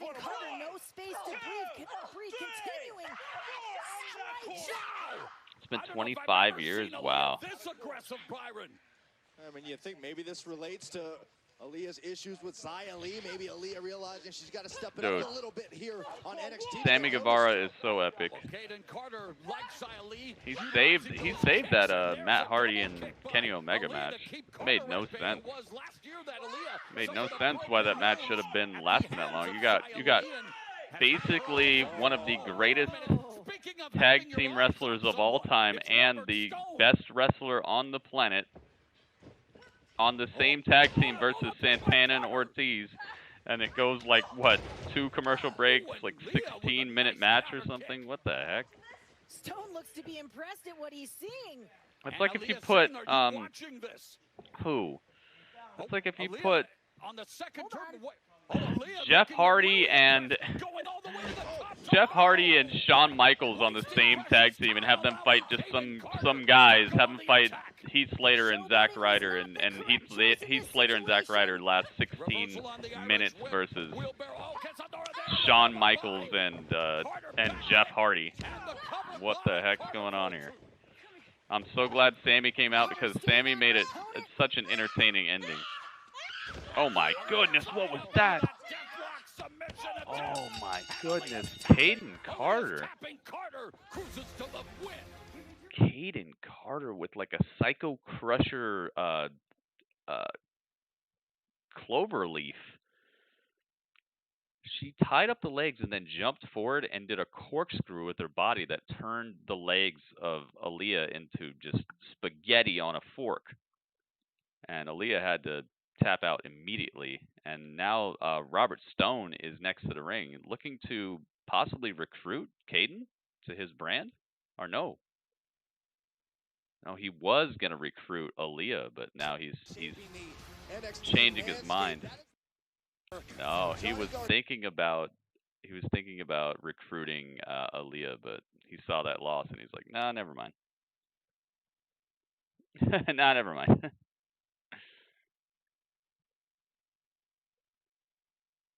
The Garganos is next. Yes, we get to have dinner with the Garganos, guys. You know, they're always so fun. Oh. Next week, Sammy Guevara versus Matt Hardy. Okay. That's after that nasty spill a week ago. Dude, I'm glad they came up with that. That's going to be fun. Mike Tyson. The former world boxing champ has agreed to present the new TNT Championship. Oh, that's awesome. Oh, that's awesome. Mike Tyson. I hope he presents it and wins it. Let's see you. So they're going to have more about the Mike Tyson thing after the broadcast. That is epic. Mike Tyson is going to present the brand new TNT Championship at Double or Nothing. And I hope he just knocks both of them out and wins it himself. That would be awesome. They take WWE's idea of bringing Mike Tyson. Hey, man. WWE's had some good ideas, and if he's available, yeah, get your dance on, Christopher Daniels. Dance while you can. Dance while you can, buddy. Christopher Daniels just living it up while he can, because Brodie Lee's coming, dude, and it's about to be curtains. Who else should be in the casino ladder match? What, for the world title? Well, not for the world title, for the world title shot, which is basically Money in the Bank as well.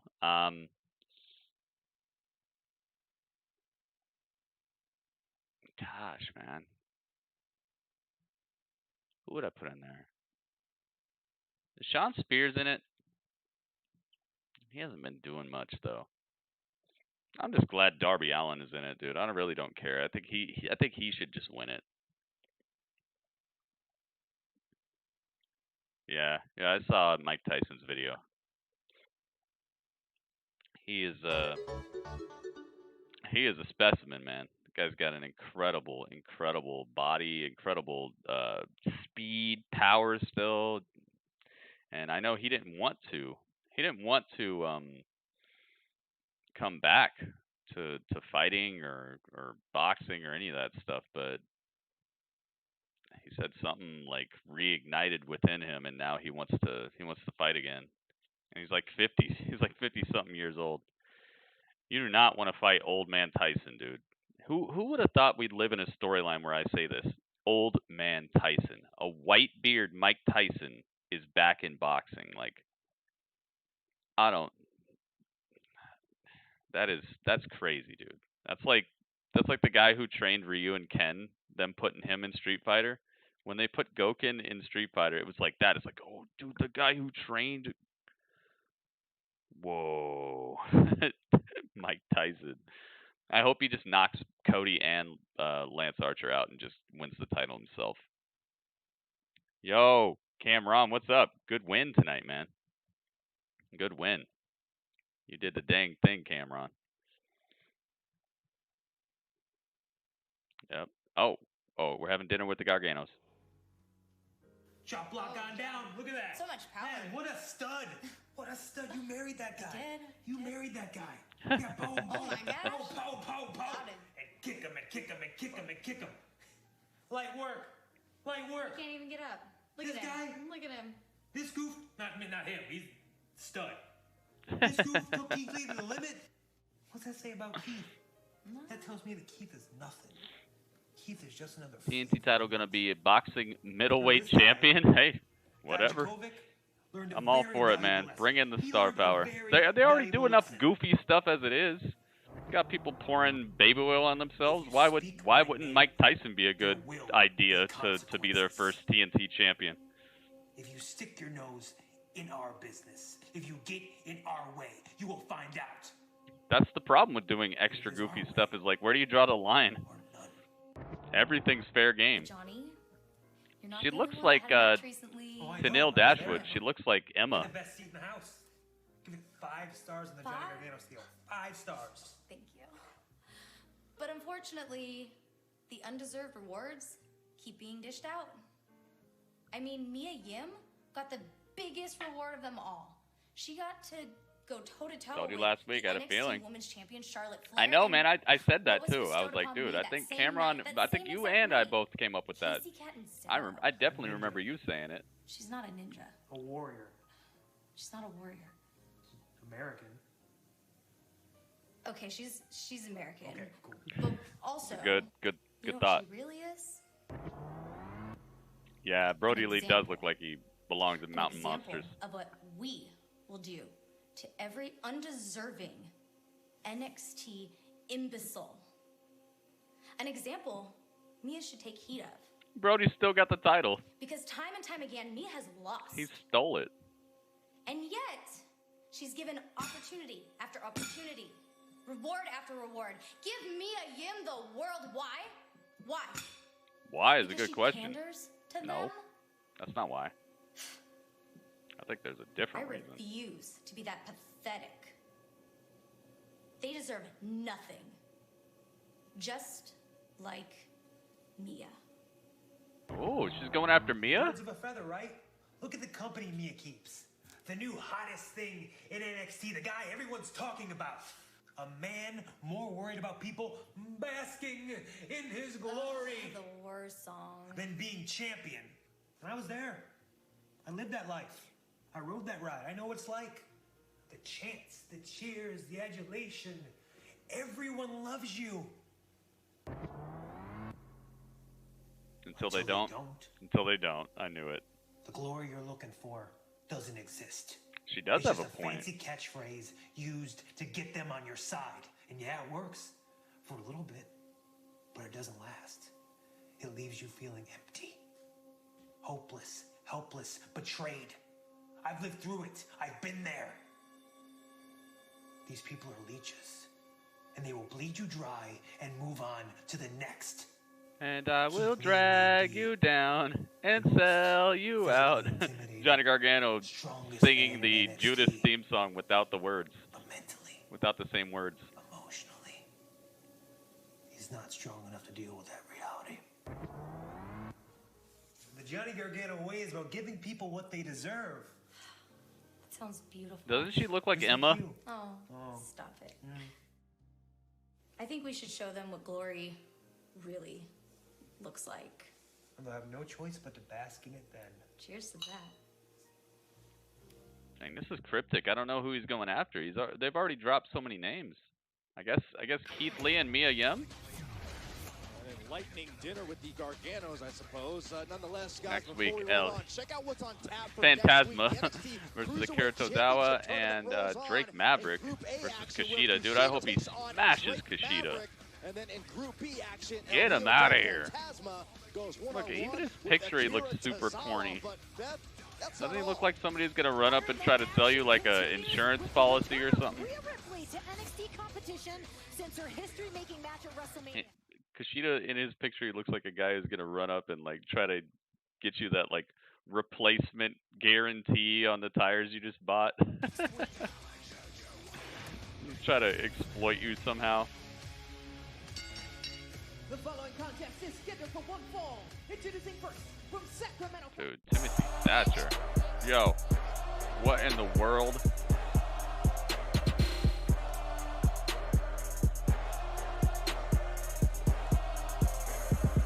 What in the wide world of sports am I looking at?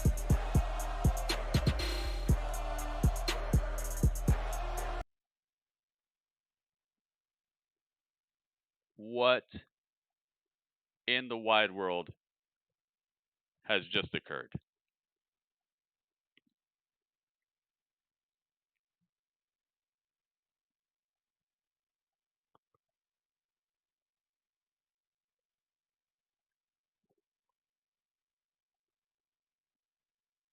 $60. Game maker. He's living up to his name. He says, I'm the game maker. I make the game happen. My goodness. Gameberg. Dude, thank you so much. Bam. Dude, bam is an understatement. Holy moly, man. You see what you did to Brock Lesnar right there? You see your hair? Thank you so much to everybody bringing the hype in the chat as well. Every single donation is worthy of the hype. But it is the most recent one that I got to give props for, man. I got to give props to everybody who gave hype. Goodness gracious. We rupt. Thank you. New Zealand, thank you. Me, thank me. Dude. Game maker. Absolute awesomeness, dude. Even $1 is incredibly appreciated. I can't even begin to say enough thank yous for 60, man. Thank you so much. Whew. What the heck, dude? I appreciate it so much. Good idea, Mr. Brodie Lee. I'm with Brodie Lee right now. Brodie Lee. He just went out. He didn't swing at him. He didn't try to jump on him. But I think I might be sticking with Matt Riddle and Thatcher right now. I feel like they have a little bit more history, and after losing the title tonight, this is more of a grudge match to me.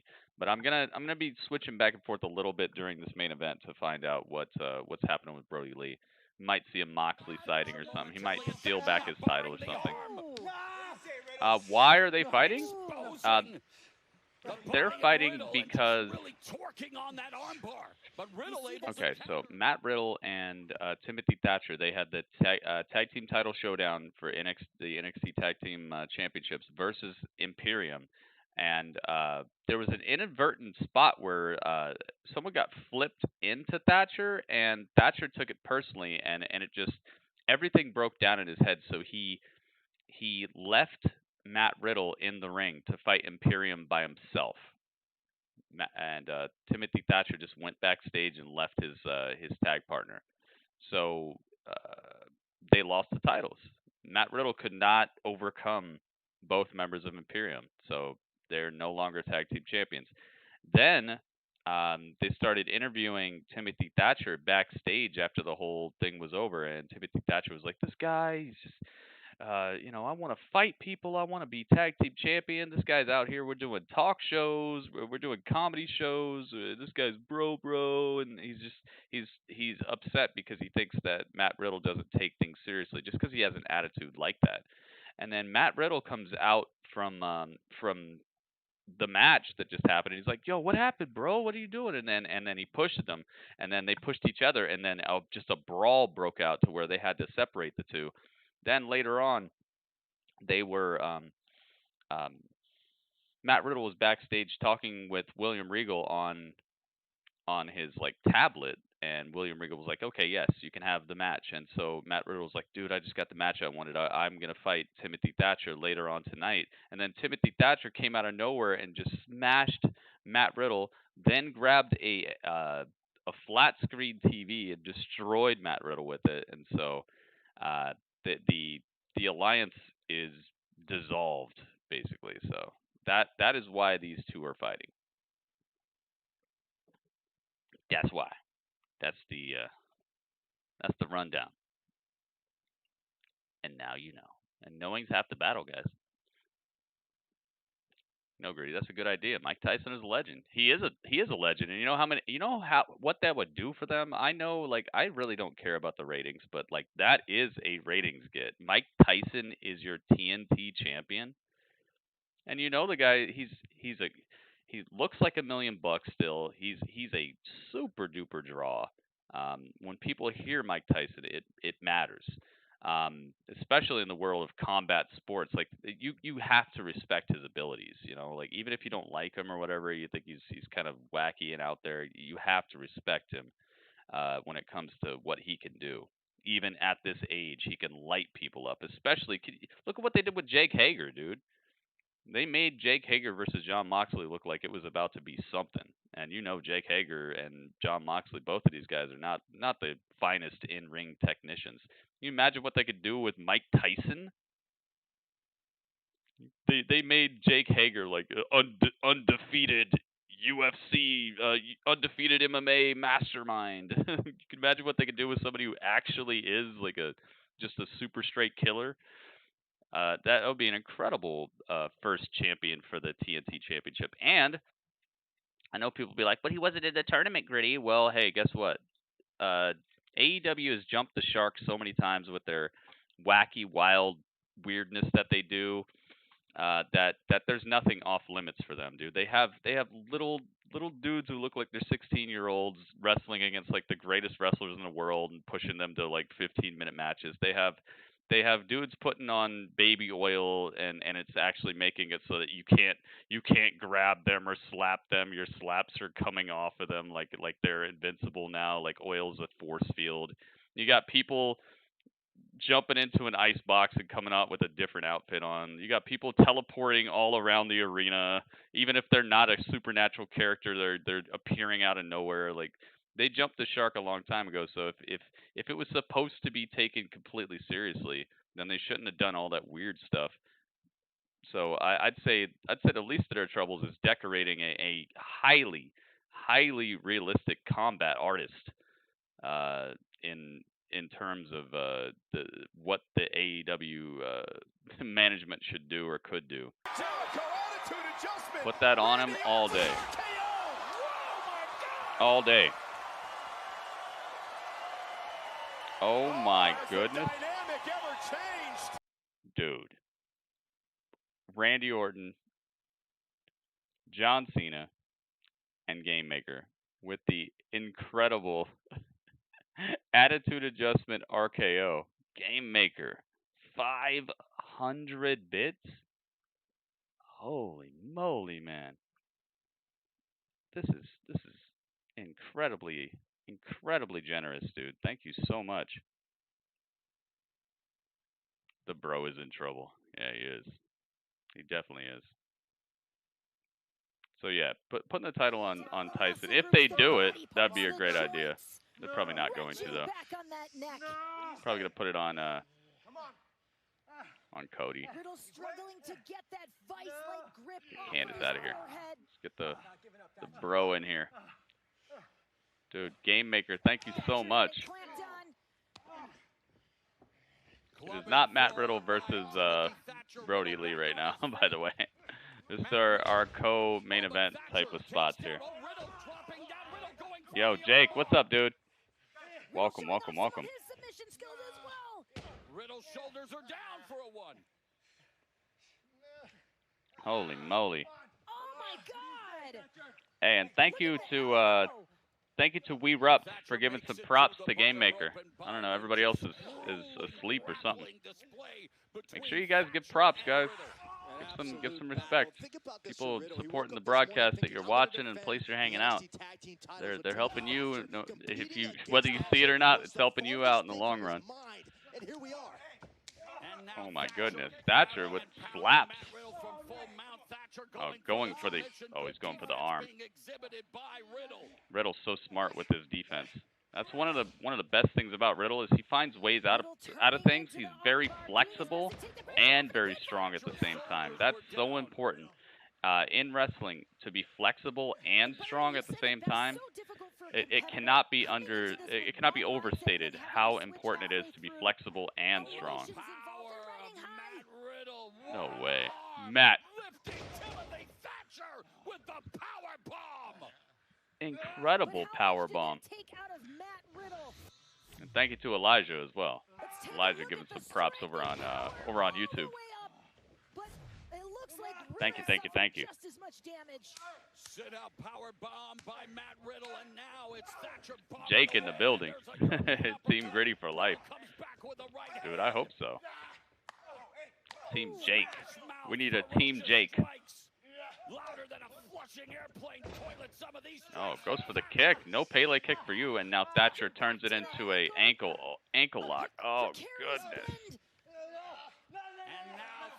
Dude, that is troublesome. Wow. Thatcher, smart stuff, going after it.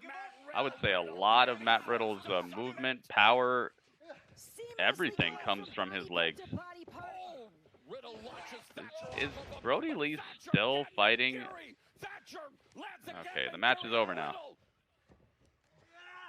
Is it over? Okay, it's over.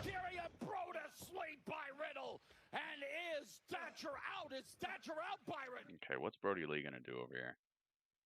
I was about to say this match better not still be going.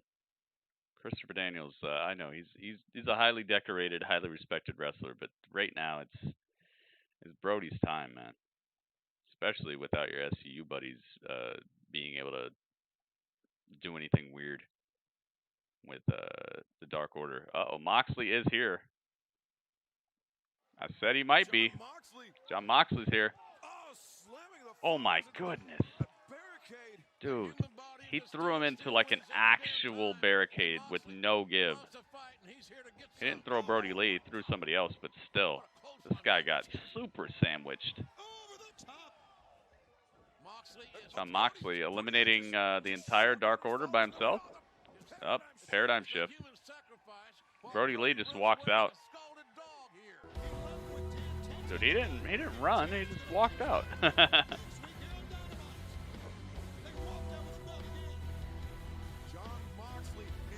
Yo, Mo. Moxley's not going to call the cops. He's not going to file a report. He's just going to beat the hell out of Brodie Lee. Oh my goodness. In the uh-oh. Look at the face. What in the world? Mo, yes! Guts. I could admire. 400 bits, dude. Thank you so much. Do not suffer disrespect. I do not suffer fools, Mr. Brodie. Lee, you have made a very foolish decision, one that you will pay for dearly. Oh boy, are you gonna pay for it? Oh boy. With interest. The AEW title, the AEW World Championship is about a lot more than a piece of metal, and you are gonna find that out on May 23rd. At Double or Nothing, there will be a hailstorm of violence, and when the dust settles, Mr. Lee,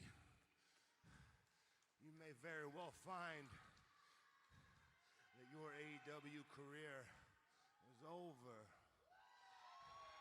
before it started.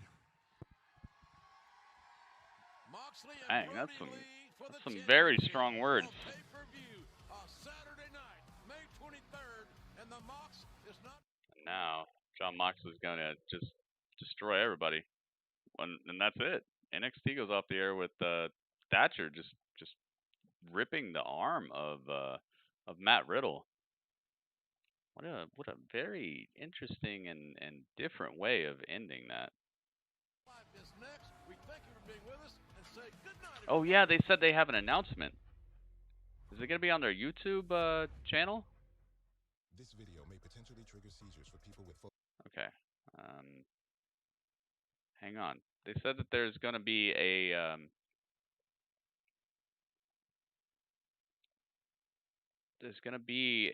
announcement, or not an announcement, but they're going to tell us more about this TNT Championship thing on AEW somehow. I guess it's not on the TNT channel.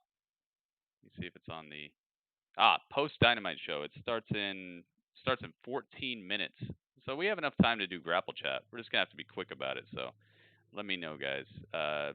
Let's get to it. Hang on.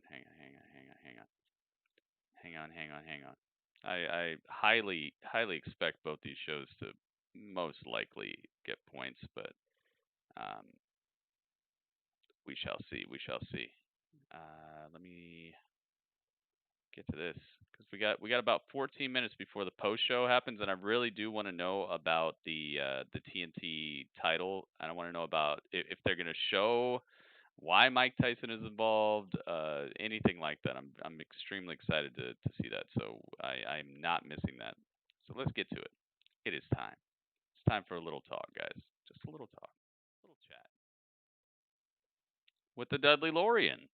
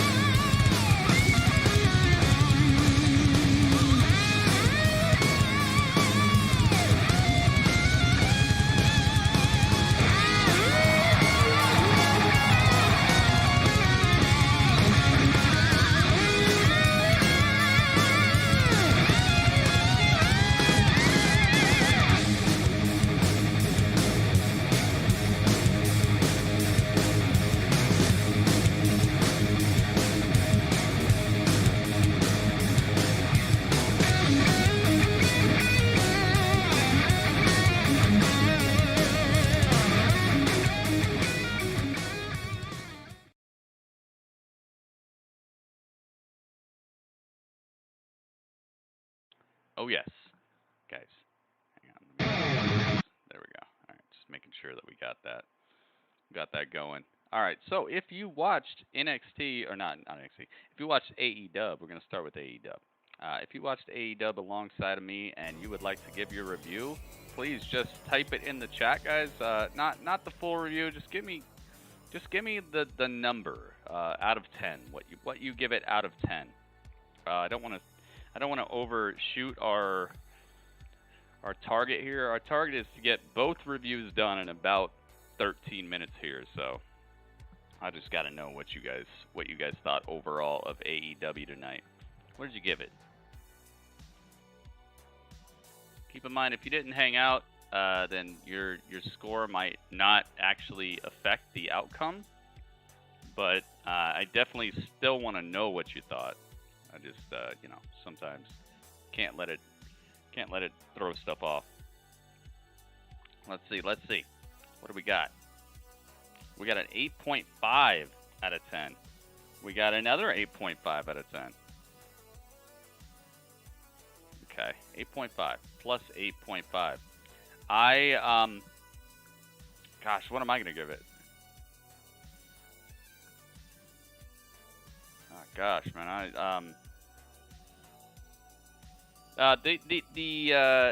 I have to think about it in terms of what actually would take points off of my score at this point, because this show was entertaining. I've quickly found a way to enjoy AEW, and I think it's the way that it's intended to be enjoyed.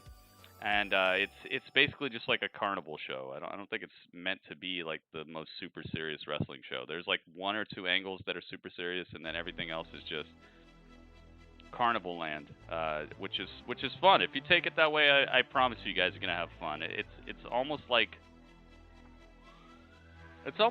taking The Matrix as like a super accurate karate film. Like if you're trying to watch a super accurate karate film, you're gonna be very bored. But if you go into it expecting the brand of entertainment that you're gonna get, then it's a lot more enjoyable. And I'm finding a lot of ways to just enjoy AEW, man.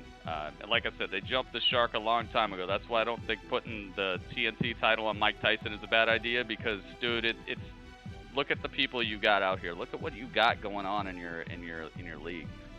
So I'm super excited about the news of Mike Tyson presenting the title.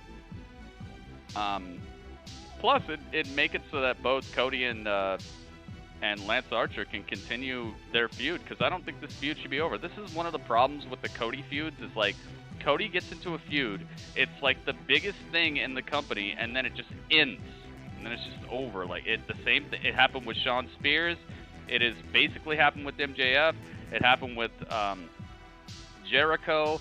Now it's happening.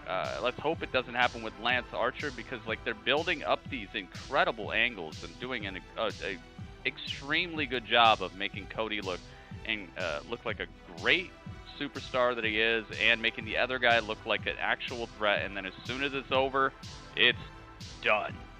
And I don't know about that.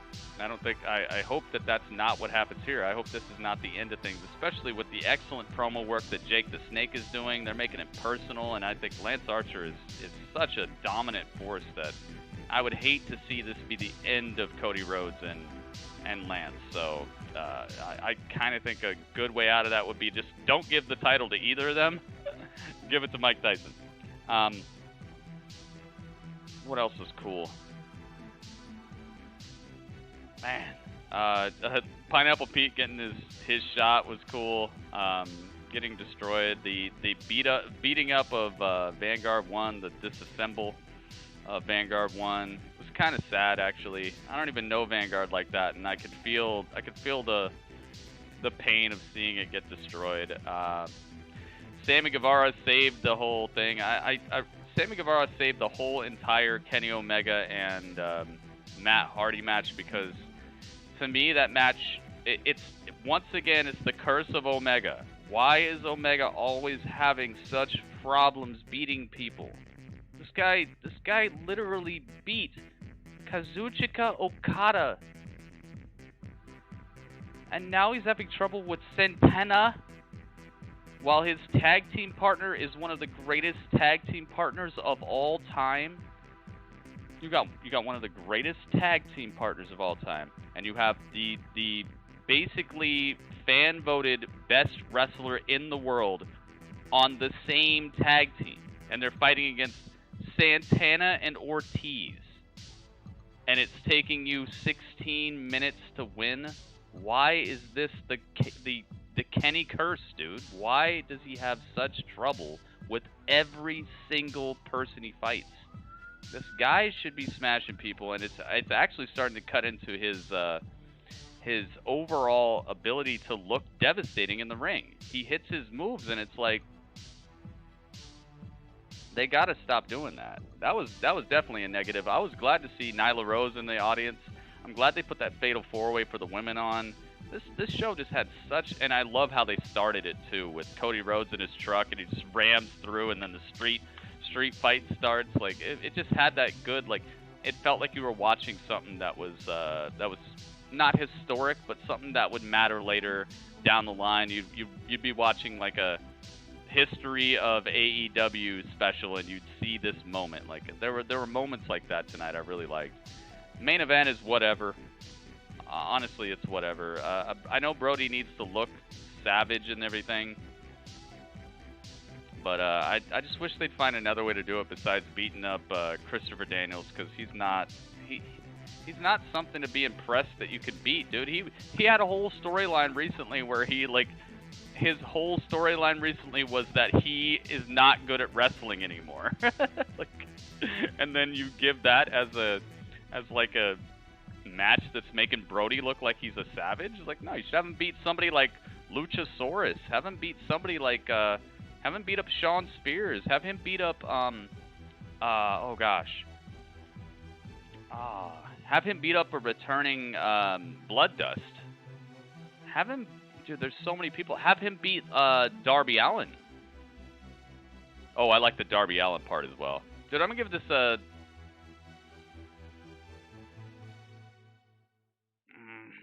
7.8. I give it a 7.8. I think it scratches across the finish line because this Kenny Omega curse is really starting to bring down the a good portion of the show, because the show is 2 hours long. If every single time Kenny Omega hits the screen, he's gonna take up 16, 17 minutes of the show, and it's going to be a detriment to his legacy and make him look vulnerable, make him look less dominant, then you're doing a disservice to the legacy of Kenny, because Kenny, they're going to hang their hat on Kenny eventually.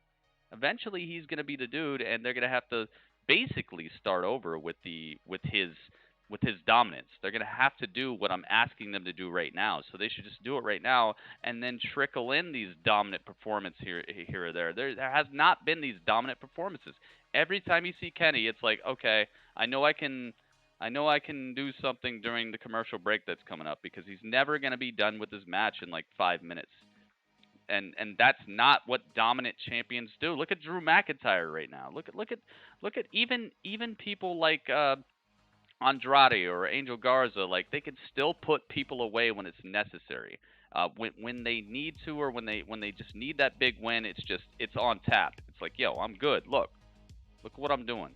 They got to quit doing that stuff with Kenny, man. It's becoming a detriment to his legacy, and it's going to be it's gonna be a problem in the future, because they're going to have to start over with him. Instead of utilizing their time correctly, they're gonna have to start over, make him look good again, when he should he's the tag team champion. He should be looking like it, man. So I'm giving it a 7.8. I think it was a very good show. Last week was a little better because of the street fight, and just a couple things made it a little better. So that's why my score was a little higher last week. But definitely worth a point. It goes across the finish line, that's for sure. 24.8 is the overall add up. And if we divide that by 3, it gets a 8.26. Wow. Yeah, they're definitely scoring, dude. Good one. That was a good one. That was a good episode of AEW Dynamite. It got the point across. A lot of great stuff was happening there. Enjoyable fun. Sammy Guevara really helped them, because I think I might have actually went a bit lower if Sammy wouldn't have came out at the very end there. Sammy killed it. Yo, 4 points they got. Heck yeah, man. That's good stuff. AEW. I'm so glad AEW exists, man. You can tell it's putting people's feet to the fire. And with all these people that just got released from the WWE, I'm wondering who they might pick up, who might show up at any given time. I'm like, wait a minute, is this what's gonna happen? Got to change this layout. Shayna obviously is no more for the NXT roster. All right, so if you watched NXT, guys, now's your time to give me your rating for that. Yeah, dude, we're gonna go over to the post show in just a second. What is your rating? If you watched NXT along with us here, what would you say? What would you give NXT? I'm gonna add it. I'm gonna add it up. I got an 8.3 from We Rubbed. Ringmaster agrees. Ringmaster was definitely here since the very beginning. Ringmaster was here before the show was even on. 8.3. I like it. Some good numbers. To be short and sweet about it, I really like that they're starting to showcase other talents, and I'm glad that NXT has these like, what the heck's about to happen type of things. And what was the Regal announcement, guys? What the heck did Regal announce? The match between Matt Riddle and Timothy Thatcher, or just him saying that DX was gonna tell us about In Your House? Was that what it was? Because I don't feel disappointed by it, but I was kind of hoping it would be something more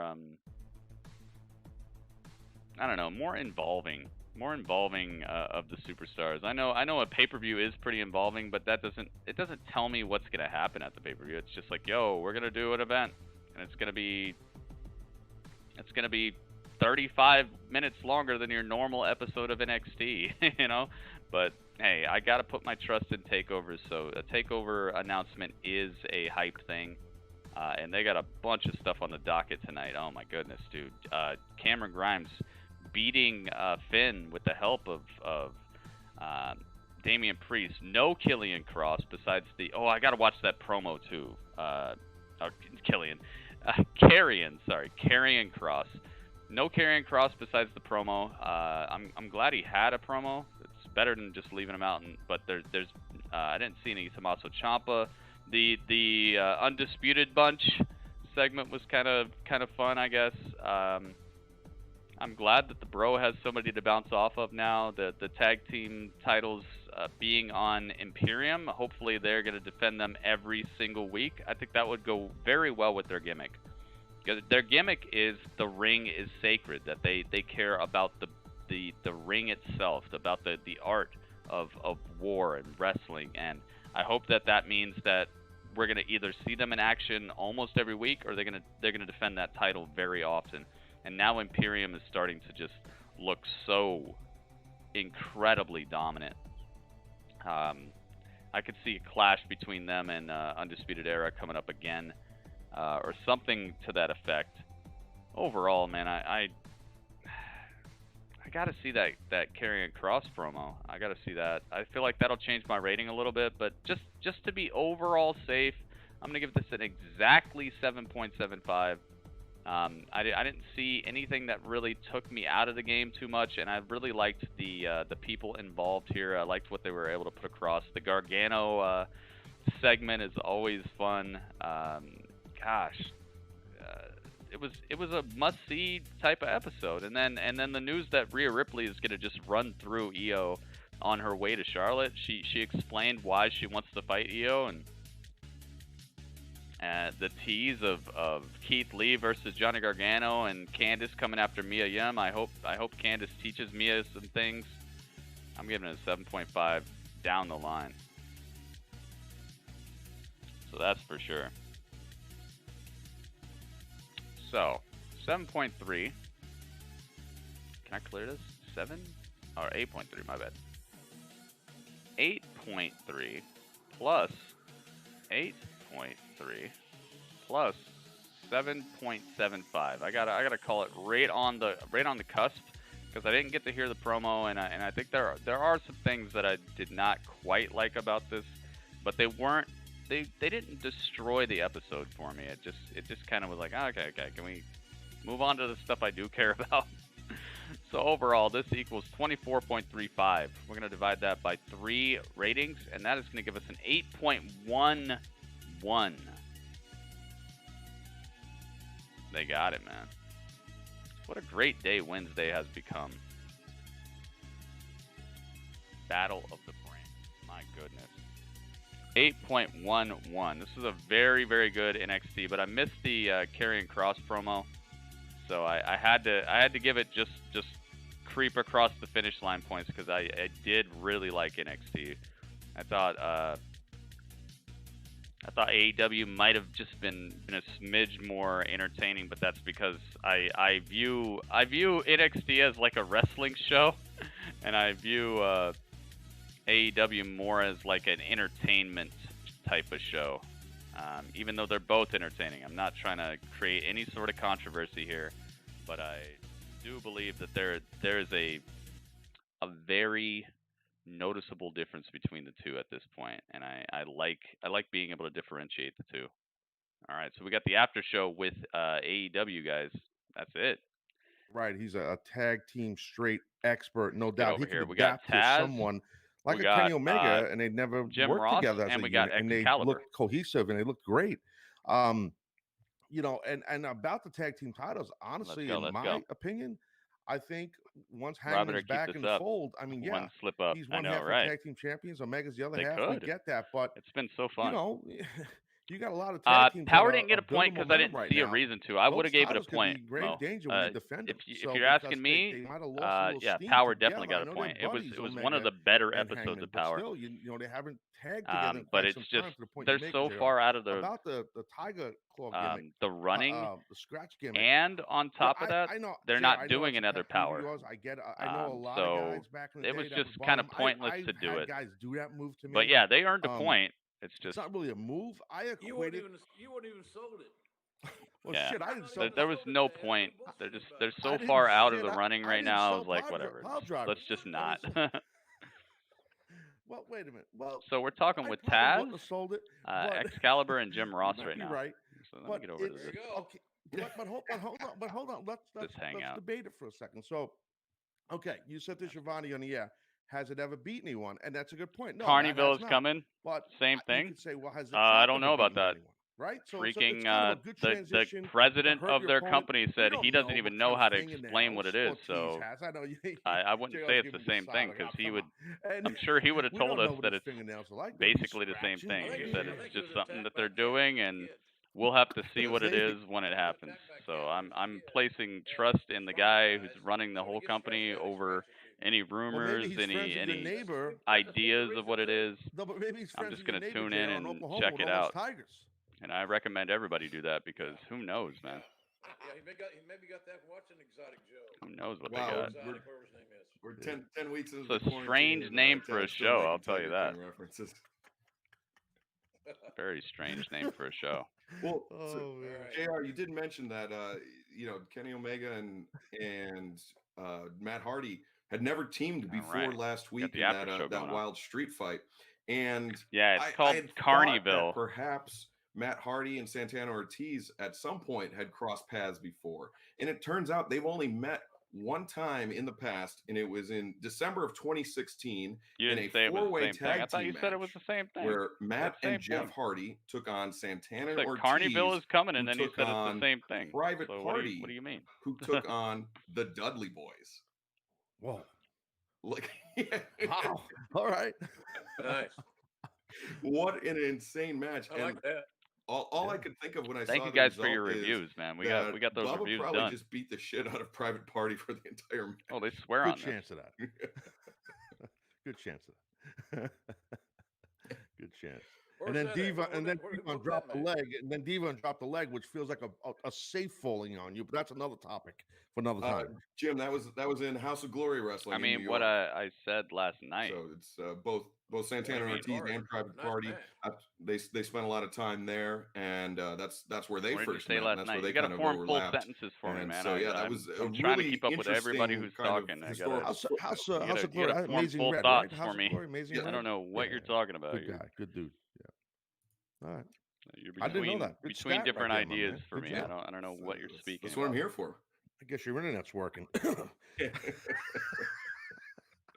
Well, next up on the show, You guys think Taz is gonna ever step foot in the ring JR, how or have come an I don't angle one of again? those slobber You knocker think he might shirts? That gets me a little hot. I like that shirt. smash somebody in the head with a bat or anything? Because you're too goddamn tight to buy one, that's why. Oh.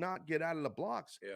And, you know, I and just that's like what you having do. When you're conversations, going- and honestly. MJF I know has- exactly you what know, you're MJF's a saying, young Mo. guy. He has more experience than Lee. AEW He has more big match definitely experience has too. a little bit And that's more what you going do, on in for my it opinion, than when you wrestle Impact. someone but that is maybe not as experienced you gotta as you, or not gotta as seasoned see that in a just big moment under the bright lights of immediately AEW Dynamite, saying that it's on it's TNT. not good, you don't want to watch it, Johnson they don't probably, have I know he's anybody. been on the show That's before, the but he's might exact have been thing. a little bit That's nervous the because exact MJF can get thing in your that head. basically He kicked the shit your out of that kid. entire And that's how you do it. roster That's on what you do. So AEW I has actually gone loved through. what MJF did. So maybe as far as the broadcast team, I mean, you exactly guys what just, they've all gone through. They came from promotions where nobody was watching. They have 120 people bought tickets to go see them in a little crowded Boomer is gymnasium. my boy, actually, on the shoot. Boomer is my boy. You got a couple people who've wrestled at the higher level, Tokyo Dome type of stuff, but you're basically watching a promotion as it is, where they have like 5 guys, and then everybody else is something that was, they could sell a couple T-shirts on their own, and they got themselves an indie following. Impact is an actual wrestling company that's at a low, and that's what wrestling does, dude. It's cyclical. Wrestling doesn't go like this all day. It goes up and down. So there's always going to be a high point and a lower point, a high point and a lower point.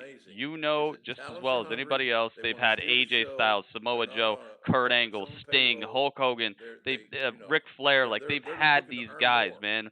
Bobby Roode, Beer Money, like they've had these people. They're just at this like downward thing, and you don't want to be on the wrong side of history talking trash about Impact, and then all of a sudden they pick up 40% of the people who just got released from WWE, and now they got all these superstars, and now you got to be like, oh, now I care about Impact. It's like, dude, they still have some fun stuff to pay attention to at the moment. Just give them a little bit of props, and just I mean, don't we watch have a it if it's litany not of that interesting. tremendous But young talent. Let them have the benefit of a doubt if they start turning up the heat. To me, let them have that. That way you're not on the wrong side of history when they do actually start killing it again. Right now they're doing an okay job with like I remember when I was a young basically wrestler, the bottom of the barrel and stuff like that. Guys still would say, being entertaining with things that aren't even the best thing out there. Damn, I'm holding the TV belt. I'm doing pretty well. I'm beating some good guys. They have a male champion. I don't have potential. I'm in it right now. So I put myself in those. I'm just giving my opinion. So that's why I look at some of those young guys. Self-proclaimed. I'm trying to help him Moose, because he can be a he world just defended his title and yesterday I'm too. Sure he'll do it without my help, but maybe if he had a veteran's help, he'd get it done quicker. Against some guy, I don't even know who it is. I think good point. It's somebody dressed up as. Interesting things for me is, obviously I came into the business a little self-proclaimed, but hey, it's wrestling, dude. Being the self-proclaimed champion is almost as good as being champion. This is why. The attitude. This is why I say when you go so far as to have people who can teleport and people who come out here with baby oil on or people who do these like weird wacky things, their hands in their pockets and they're almost beating like the greatest wrestlers in the world. Everybody has the opportunity. You're making it pick so up that the ball and run with it, and some guys so that do there's it better so than much others. room for wacky wild outcomes that you can't even be like, oh, that doesn't make sense, because it's like, dude, you just watched something that made no sense at all, and you've been watching stuff that makes no sense at all. You're telling me this guy is 65 million years old. He's an actual dinosaur now. Don't do this. Don't do that. He's an actual dinosaur. Okay. First match, your third cool. match. And this little 16-year-old kid is slamming the greatest tag team wrestler on the planet right now. You can't steal spots from those guys in the main event. But if you do that too much, then everything becomes fair game. Go balls to the wall. But JR, you've seen that.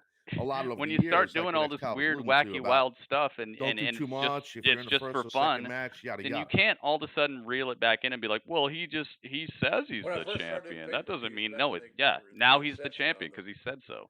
Just like now how this guy says he's got superpowers and he can teleport around this whole place, or he appears out of the darkness and he's not even a mystical character. In WWE when I was there. You've done that. You've set the precedent. You've made it so that there are no rules. It used to make sense when only 2 people could teleport, or only 2 people could appear from under the ring, or the lights would go out for only 2 wrestlers. But now, if everybody can do it, it becomes unspecial, and you break the rules down so far that you could just do whatever you want now, and it becomes the Wild West. And that's one of the problems with modern wrestling is that there are too many people doing way too much, just trying to get themselves over and be the biggest best thing. And that's what he did. And that's what they gotta knock off, man, because it just makes it so anything's fair game. Now Mike Tyson can be champion. Now I can put on baby oil. Now somebody like me, I can put on baby oil and I can go out there and wrestle Kenny Omega to a 15-minute match. Because Kenny can't put away anybody. Like when you do this stuff, yes, it makes it entertaining, it makes it unpredictable, and it makes it fun. But it also degrades the amount of consistency that you can expect from the universe you're watching. Well, I'll tell you what, in they WWE, gotta either turn that around or face the consequences. I should have had one of the radicals come when everybody's epic, when everybody can do everything and nothing is sacred, then because you fall into that so, weird and I love situation where just anything can happen and it's all good. I've wrestled him a lot, tagged with him. Not many were as good as Eddie, but I'm just saying there was that. I'm not blaming you. You were in charge of talent, but there was a vibe there. He's pushing with characters. Some of the top guys, and that's cool, man. Want that. That's now cool. I believe you're right. That's what I'm saying. Eddie, when everyone is capable and everybody's the best wrestler, everybody can push Kenny Omega to a 15-minute match. Then it makes it so that you can't then also look for the hype that comes with booking the best wrestler on the planet because now everybody's the best. Now now there's nothing to be hype about. Now there's no one to be like, yo, here he comes, man. That might not be good unless your name is John Moxley. They got to stop doing that. I agree with that. And if they don't, then they're just going to reap the anti-benefits, the detriment. Well, from there, we had Le Champion himself. He, as he said, put an end to the threat of Pineapple Pete. And that wasn't really so much the news coming out of this match.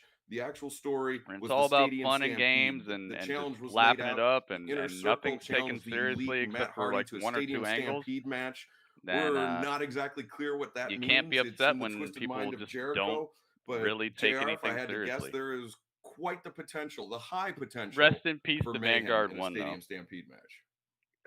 They're trying to push that title to someone else. It's going to be amazing. Who you talking about? What title? Trying to push that title to someone else and pushing someone either next Kenny, etc. On the 50-yard line at the stadium. And if that's indeed nobody true, will be another Kenny. Because the thing is, because New Japan did it right. Because New Japan made him basically our Michael Jordan, and now AEW's made him our. How that delivered. You can't have a match now. I don't know. Our John Stockton, our Scottie Pippen. They changed his whole dynamic. And nothing wrong with Scottie Pippen. Scottie Pippen is very intriguing and intrinsic to all the wins that have come out of that legacy, but he's not Michael Jordan. You know, there's a difference. Legitimate NFL stadium that the Khan family runs, our bosses, and we're going to be able to see how. As the best wrestler in the world, that title. Kenny's basically the Hogan of indie wrestling. He is, and that's the problem I'm having with it, dude. Because Hogan would do big boot, leg drop, pin, game over. He didn't wrestle 16-minute matches with nobodies. And I'm not saying nobody's to be disrespectful. I'm saying it as in like in comparison to the prestige of the wrestler compared to Kenny Omega, who became a household name without even wrestling in America most of the time. That structure is. I mean, Jericho said 80,000 seats. These people should not be stepping at all. You're degrading the prestige of this guy the luxury boxes, to try to make a name for other people, and it's not potential danger zones for any of the competitors in the match. You're taking away from him. Yeah, no doubt. It's I've wrestled. So what you mean, Goldberg and Roman, both awesome? What do you mean? And I remember, like, they got a point. They got a point across, especially Goldberg, dude. Beating Goldberg was a big deal because he had a streak. Because they presented him as a genuine threat who would smash people. Did you get your shit in? He didn't wrestle 15-minute matches and then hit the spear and the jackhammer. He just got rid of people, and it made him a devastating force. It made it, and look, his finisher, his signature and his finisher were still so iconic. I mean, it's just when you that fall, like they're take a bump feared and you in fall 2020. a structure that How big feared is is an the V echo. trigger Like going to be land, in you're so used to hear, 2035? it's hard to Like explain. You hopefully take a more bump, you feared hit than a it is bump, you now get up, because whatever. it doesn't do anything in now. like a big building, like the stadium, like an NFL stadium, when you land, messing it's with going to be an echo where you hear the fall. Sounds crazy. No one's ever done this.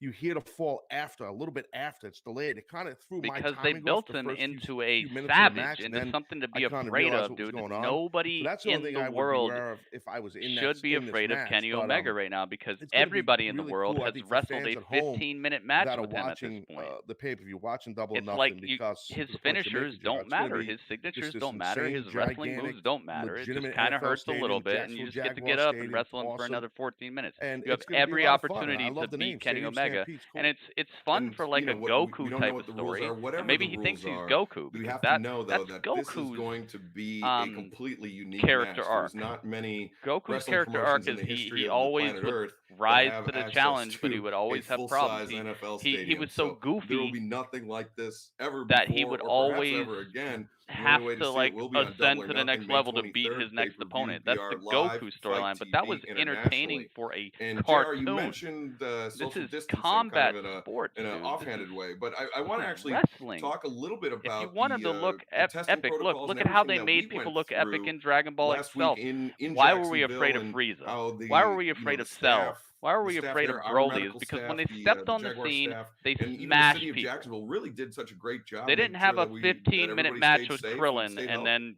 Goku suddenly is sure did. like, oh my God, this guy's such a threat. No, they would murder his friends in like 2 seconds. They would destroy his peers. They would destroy his loved ones. They would destroy sometimes destroy half of his planet in 2 seconds. These people were presented as devastating threats to the entirety of his being. None of that is being done with Kenny Omega right now. He's not a devastating threat to anybody right now. That's my point, dude. You don't build a devastating threat by letting that devastating threat have problems with everybody.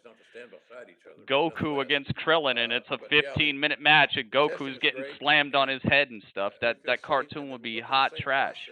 People would like, one person who's like a Krillin fan would be hyped, but everybody else would be like, yo, what's up with Goku, man? Doctors are going to be on site. So, and hell, if they want me to give more blood and check that, It doesn't matter how many moves you have. Exactly. Exactly. either healthy or not. Mo, you know exactly what I'm talking about right now. You're saying the exact same thing as I am. You can't sit here and do 100 moves, and that's what makes you good. What makes you good is your effectiveness. Simple as that. But I want to work. Your effectiveness. Doing something effectively that gets across the point or the goal that you're looking for is way more respectable than having to do 52 things to get the same job done that this guy can do in 2. Look at what Murder Hawk is doing. Look at what Brodie Lee has kind of done. Look at what Wardlow does, dude. Totally agree.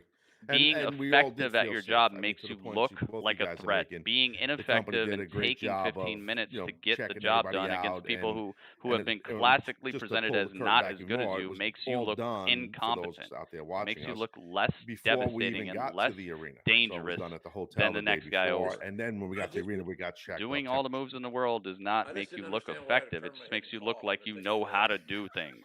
Just extremely invasive. It's like flipping your knife 800 times before you cut my steak.